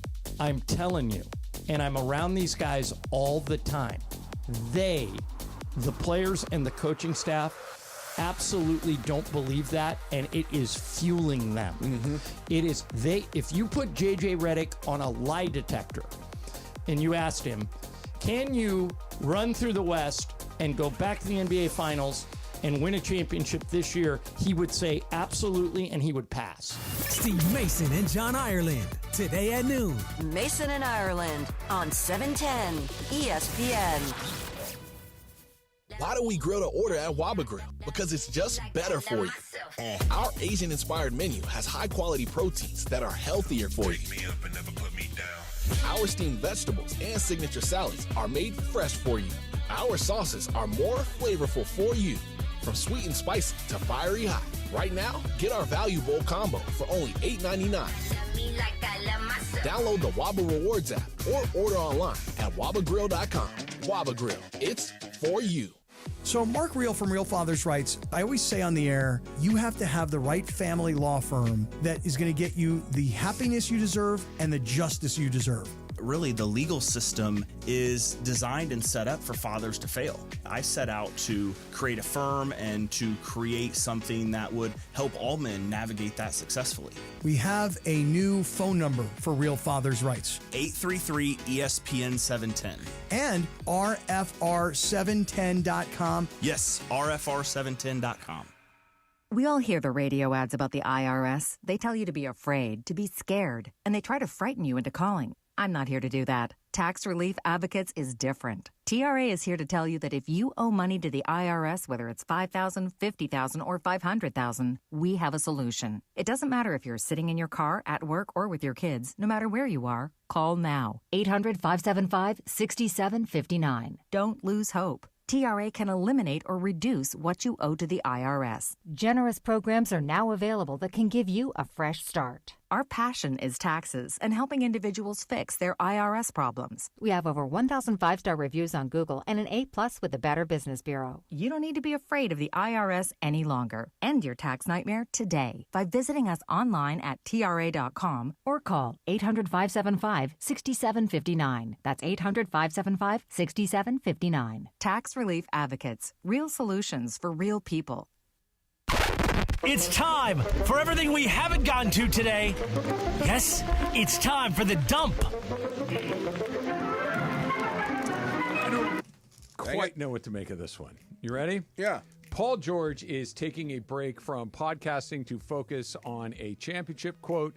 I want to let the Podcast P family know that after today's episode with Dwight, I plan to take a break from the pod just to focus on getting my body right, getting mentally right, and, help this squad make a push towards our goal to finish the season out and give ourselves a chance to be in contention to compete for a championship. So to kind of rewind the tape a little bit, he was getting criticized for podcasting because he was never playing, and then immediately turned around and said, I'm not going to podcast so I can get ready to play. Do I have that right? This is the equivalent of apologizing for a bad joke. Yeah, should have just stayed with it. Yeah.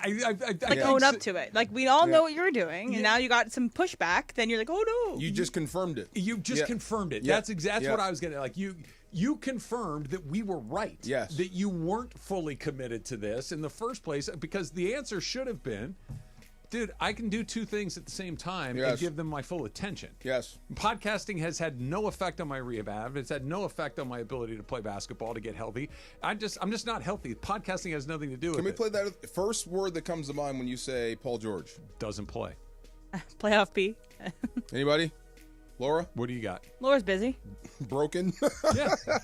Non-existent. Hurt. Yeah. Yes, I know. Crazy. Yeah. But very, very good.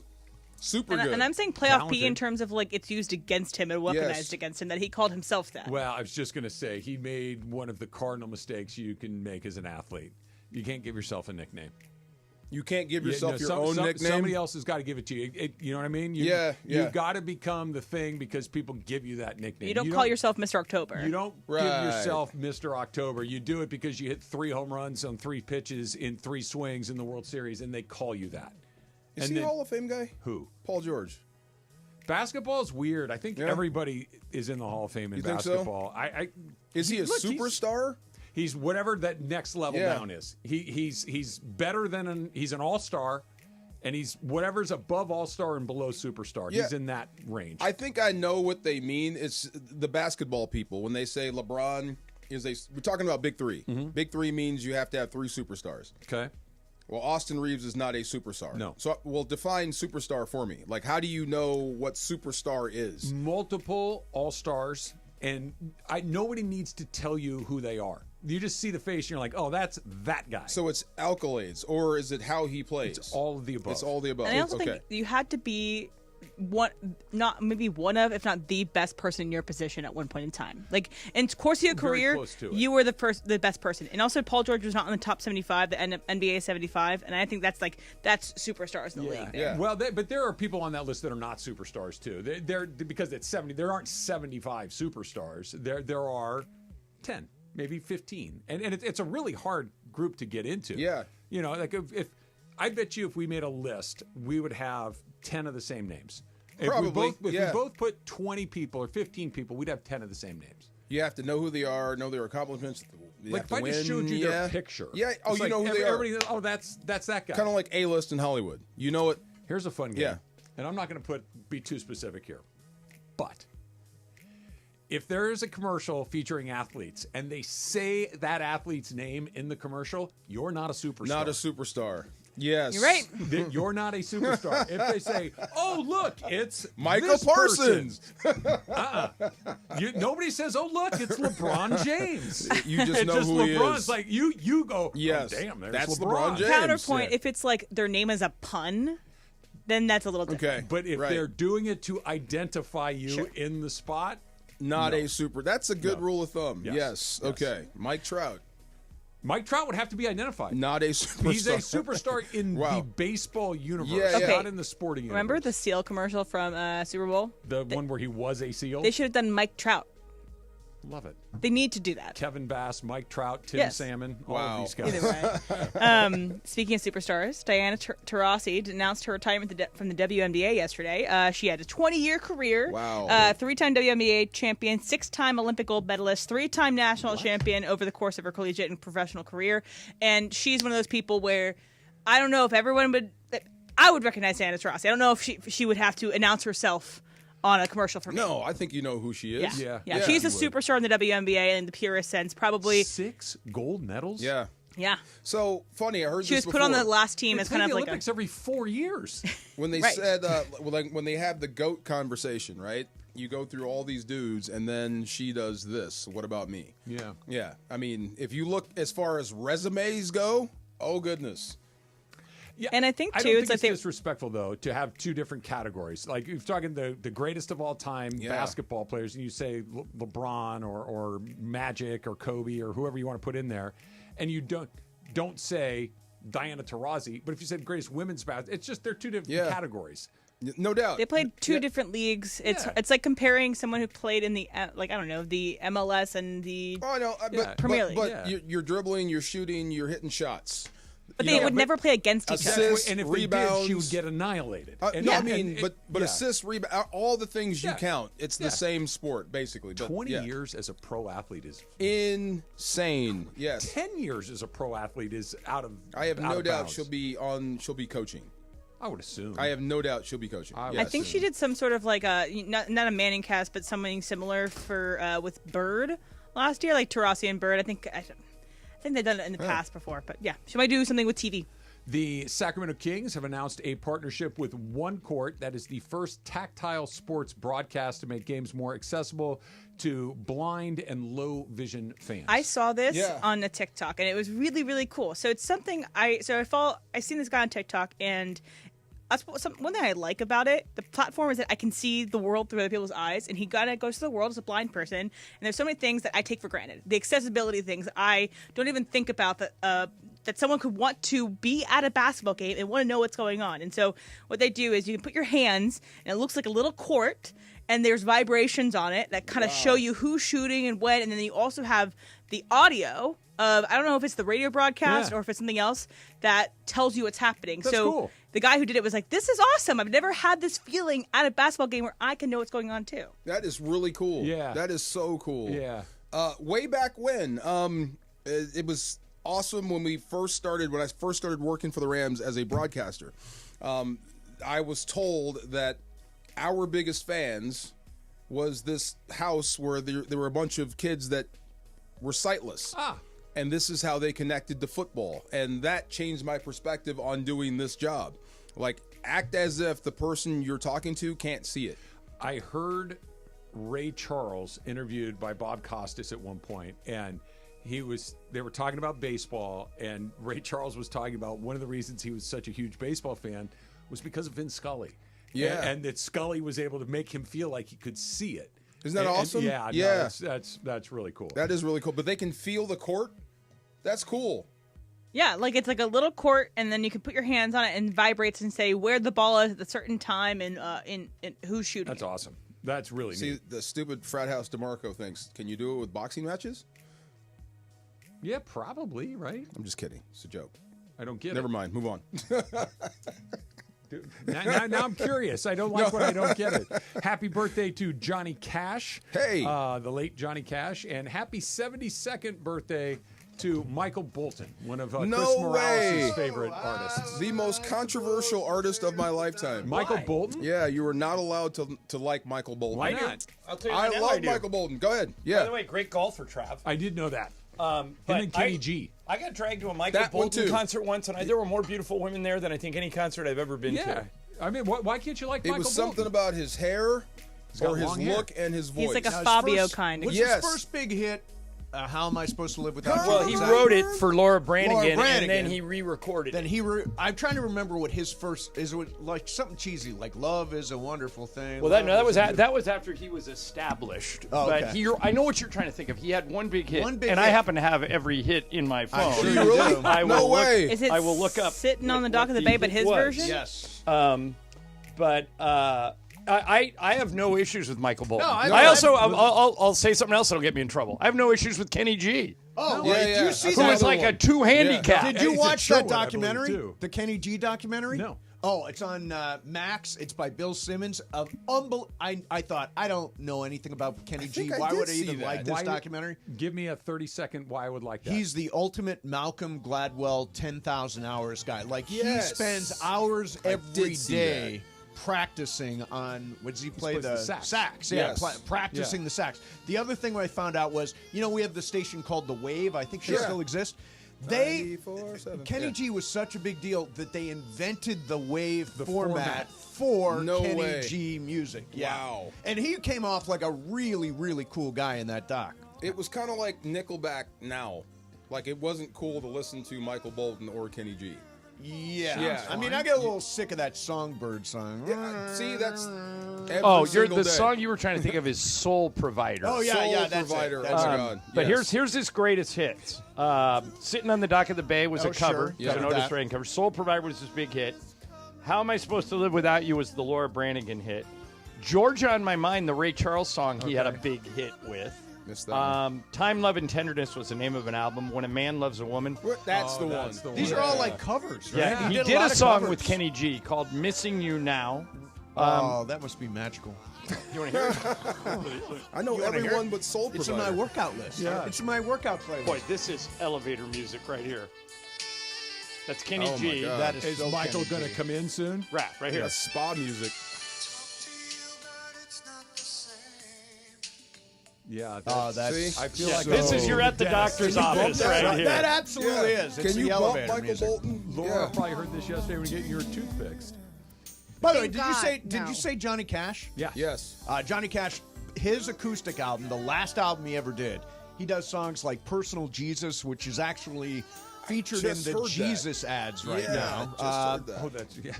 He's like personal Jesus. Hurt. Yeah. He does Hurt. He does some really cool like 9 Inch songs. Nails. Yeah, he does 9 Inch Nails. Wow, it's a great album. He won all the awards for it. It's terrific. Happy 72nd to Michael Bolton, I think is what it was. 72nd. Is he that old? Yeah. You know who he's been married to? Yeah, I think it's shorter, but he still has it. You know who he was married to? Do you remember? I think twice. Nicolette Sheridan from Desperate Housewives. Oh my God! Yeah, really? Yeah, or The Sure Thing. You ever see The Sure Thing? Sure. John No, Cusack. Yeah, You've never seen The Sure Thing? Oh, it's great. That's a Rob Reiner movie. Okay, so Daphne Zuniga. No. Yeah. John Cusack is with Daphne Zuniga, and they're at UCLA, and they live back east, and he goes to visit his buddy who goes to UCLA, Anthony Edwards from Top Gun. Goose goes to visit his buddy who says, "I have a sure thing that will sleep with you." And the sure thing is Nicolette Sheridan. And they fly out. He goes out to California. Yeah, it's great. I don't know how I missed it. Probably early 80s, Mace? Yeah, like early 80s. That's about right. I thought I was up on my John Cusack. Yeah, no, it's a good one. Coming up next, little Super Crosstalk. Luca put on a show and delivered a triple-double, leading his new team over his former squad. Luca's three-pointer. Good. Wow, that's a tough shot. Luca proved he's ready to dominate in a new chapter. Luka Doncic's first triple-double as a Laker, and they just keep rolling. Now the spotlight shifts to tomorrow's matchup as the Lakers gear up to host the Timberwolves. Pre-game coverage begins at 6 p.m. on 710 ESPN. Hey everybody, it's Cap. Is it time to sell your home? Whether you're downsizing, moving, or inheriting a property, call Seller's Advantage. With decades of experience, they offer custom cash solutions and can close in days. No repairs, no agents, no hassle, just a great offer that gives you peace of mind. Call 888-390-AS-IS or visit sellersadvantage.com. Don't worry, sell happy with Seller's Advantage. DRE number 01961658. Don't worry, sell happy with Seller's Advantage. Hey, it's Steve Farr. Is there a sporting event you always wanted to go to but never had time to plan? That's where Absolute Sport comes in. They handle everything, tickets, hotels, VIP access, so you can just live in the moment and enjoy the experience. And because of their trusted league and travel partnerships, they can get you the best deals and actually save you money. So what are you waiting for? Visit us.absolute-sport.com. That's ABSOLUT-sport and make your sports dream a reality. Hey guys, it's Sedano. Prize Picks is the best place to get real money sports action in the state of California with over 10 million members and billions of dollars in awards and winnings. Prize Picks has made daily fantasy sports accessible to all. You just got to pick more or less on at least 2 players for a shot to win up to 1,000 times your money. Run your game all season long on Prize Picks. Guys, Prize Picks invented the flex play, which means you can still cash out if your lineup isn't perfect. You can double your money even if one of your picks doesn't hit. Prize Picks puts its members first, so all withdrawals are fast, safe, and secure. When my picks hit, I get my money as quick as 15 minutes. Prize Picks now offers MasterCard for quick and easy deposits into your account this sports season. So download the Prize Picks app, use the promo code CAPPY, K-A-P-P-Y, to get a $50 instant bonus after your first $5 lineup. That's Prize Picks. Download the app, use the promo code CAPPY, K-A-P-P-Y. Prize Picks. Run your game. ESPN AM 710 Los Angeles. KRDC AM 1110 Pasadena, Los Angeles. K256CX 99.1 FM Pasadena, Los Angeles. It's the greatest segment in LA sports radio history. Oh my God. When the shows come together for magic on the radio. It will only grow stronger. Super Crosstalk. Super Crosstalk presented by In-N-Out Burger. In-N-Out. That's what a hamburger is all about. It's time for Super Crosstalk. How many packs a day are you up to? You sound like you've been working on Camel non-filters over there. This cold will not go away. The cold that would not die. It will not quit. I'm not going to cough up a lung at some point. So I'm worried about you, Mace. I saw DeMarco at the game last night. Was that the first Laker game you've been to this season? No, the reunion. I think you got the Lakers got mauled by Denver This is around the Super Bowl reunion time. Okay. Right. Oh, that's right. You went with your old teammate. So, what was your impressions of just the game as a fan? Fantastic. So much fun. I told him I was so excited to watch LeBron go through his paces when he's at work. Yeah. I've met him before. I've seen it before, but from afar. But to watch him, to be standing on the same floor, watching him go through warm-ups, super impressed. And Luka is way more athletic than I thought. Well, he seems to be losing weight by the minute. Yeah. It's almost like when James Harden tried to get traded out of Houston, and he Ate looked his like way out of he looked like the Pillsbury Doughboy, And yet, the moment then he he got said- sent to Brooklyn, and all of a sudden, it's like, Oh, did he he looked lose like 10 James pounds Harden overnight? again. Yeah. What but what's interesting is I always say, DeMarco, that I worked for the Clippers before I worked for the Lakers, and I did a lot of UCLA games before that. Most places you're just going to a game and it's fun. The Lakers games are an event. Oh my you God, never know yes. who you're going to see. All the ancillary stuff during the timeouts is great. They just know how to put on a show. Oh, definitely. And so if you get there on a night with a little buzz, and last night you guys, well, you weren't there, Trop, but you guys both were. It is when there's a reason, when there's like buzz to be at a game, there's nowhere like it. I wasn't in the building last night, but on television it felt different. And it felt like a playoff game. It really did. And they okay. were talking about it during the telecast that it just had an energy. And not just because Luka is on the Lakers, which has its own energy, but Luka against the Mavs for the first time has its own energy. Put those two things together. The Lakers, what are they, 15-4 in their last 19 or something crazy like that? Yeah. All of this stuff together, and it feels like the sky's the limit all of a sudden. Right. And you know what's interesting? So they are 15-4 since their first win after the Wildfires. Okay, that was that. If you count that as win one, that was kind of a reset on the season. Remember, they had to cancel 2 games. Sure. We still haven't made the last one up. So they're 15-4 since then. That is the best record in the NBA over that stretch. Defensively, which everybody said was going to be the problem, they rank number 1. Wow. Offensively, they rank number 8. And if you go, this is the most stunning thing about that stretch. Since Anthony Davis went down and got traded, okay, they're better defensively than they were when they had him. Wow. I don't know what they figured out on defense, but Dorian Finney-Smith and Jared Vanderbilt are just professional pests. They get in the face of the other guys, and they don't know what to do. And they've been running at people. And like Austin Reeves, who nobody thinks of as a defensive player, Clay, they brought Dalton Connect in the game. Clay lit him up, hit 4 threes on him. They take Connect out, put Austin Reeves in, didn't score again. And it's because they're not playing defense one-on-one. They're playing on a string. Like you know, like you see those puppets at fairs that are all connected to each other. Right. So if you move the string, all 5 guys move. That's how the Lakers are. All right, so to keep the bad puppeteering analogy going here, is JJ the marionette master of this thing? So far, I'll say this about JJ. He is, you know, everybody uses the word arrogant to describe JJ, and he is. He's got that look. But I heard somebody else. I wish I could. He's got Mason hair. I wish I could attribute. I think Dan Wakey said this. I think Dan Wakey. I was watching Colin's TV show, and Dan was on there today. And he's arrogant, but he's open-minded. And those two things don't often go together. If you find somebody who's arrogant, they think they know everything. But he's the opposite. JJ will take a suggestion from a guy on Twitter. Right. And if it's good, he has a whole bunch of young guys on his staff. Like, you know, guys, after they got done paying Scott Brooks and Nick McMillan, they had leftover spots, but they couldn't pay those people $1 million. So JJ went out and found young, as he calls them, basketball sickos. People that kind of eat, sleep, breathe that. Like on the plane, the way the Laker plane works is the players are in the front, the coaches are in the middle, and all of us are in the back. The riffraff's in the back. If I walk up to the middle on any flight, every single one of those guys has their laptop open looking at film.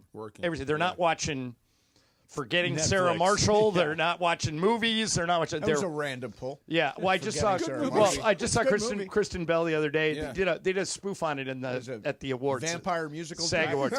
Dracula musical. Love it. So now you've got JJ, who is a confident guy who people sometimes describe as arrogant, but he doesn't care where the ideas come from. He's arrogant, but also collaborative. Right. He's got those That's two probably a things better way of going putting on it. simultaneously. I heard something interesting. The opposite of a good idea could be another good idea. I never heard that before. Now, usually you think that the opposite of a good well, idea or what is a bad Sedano idea. always says. Yeah.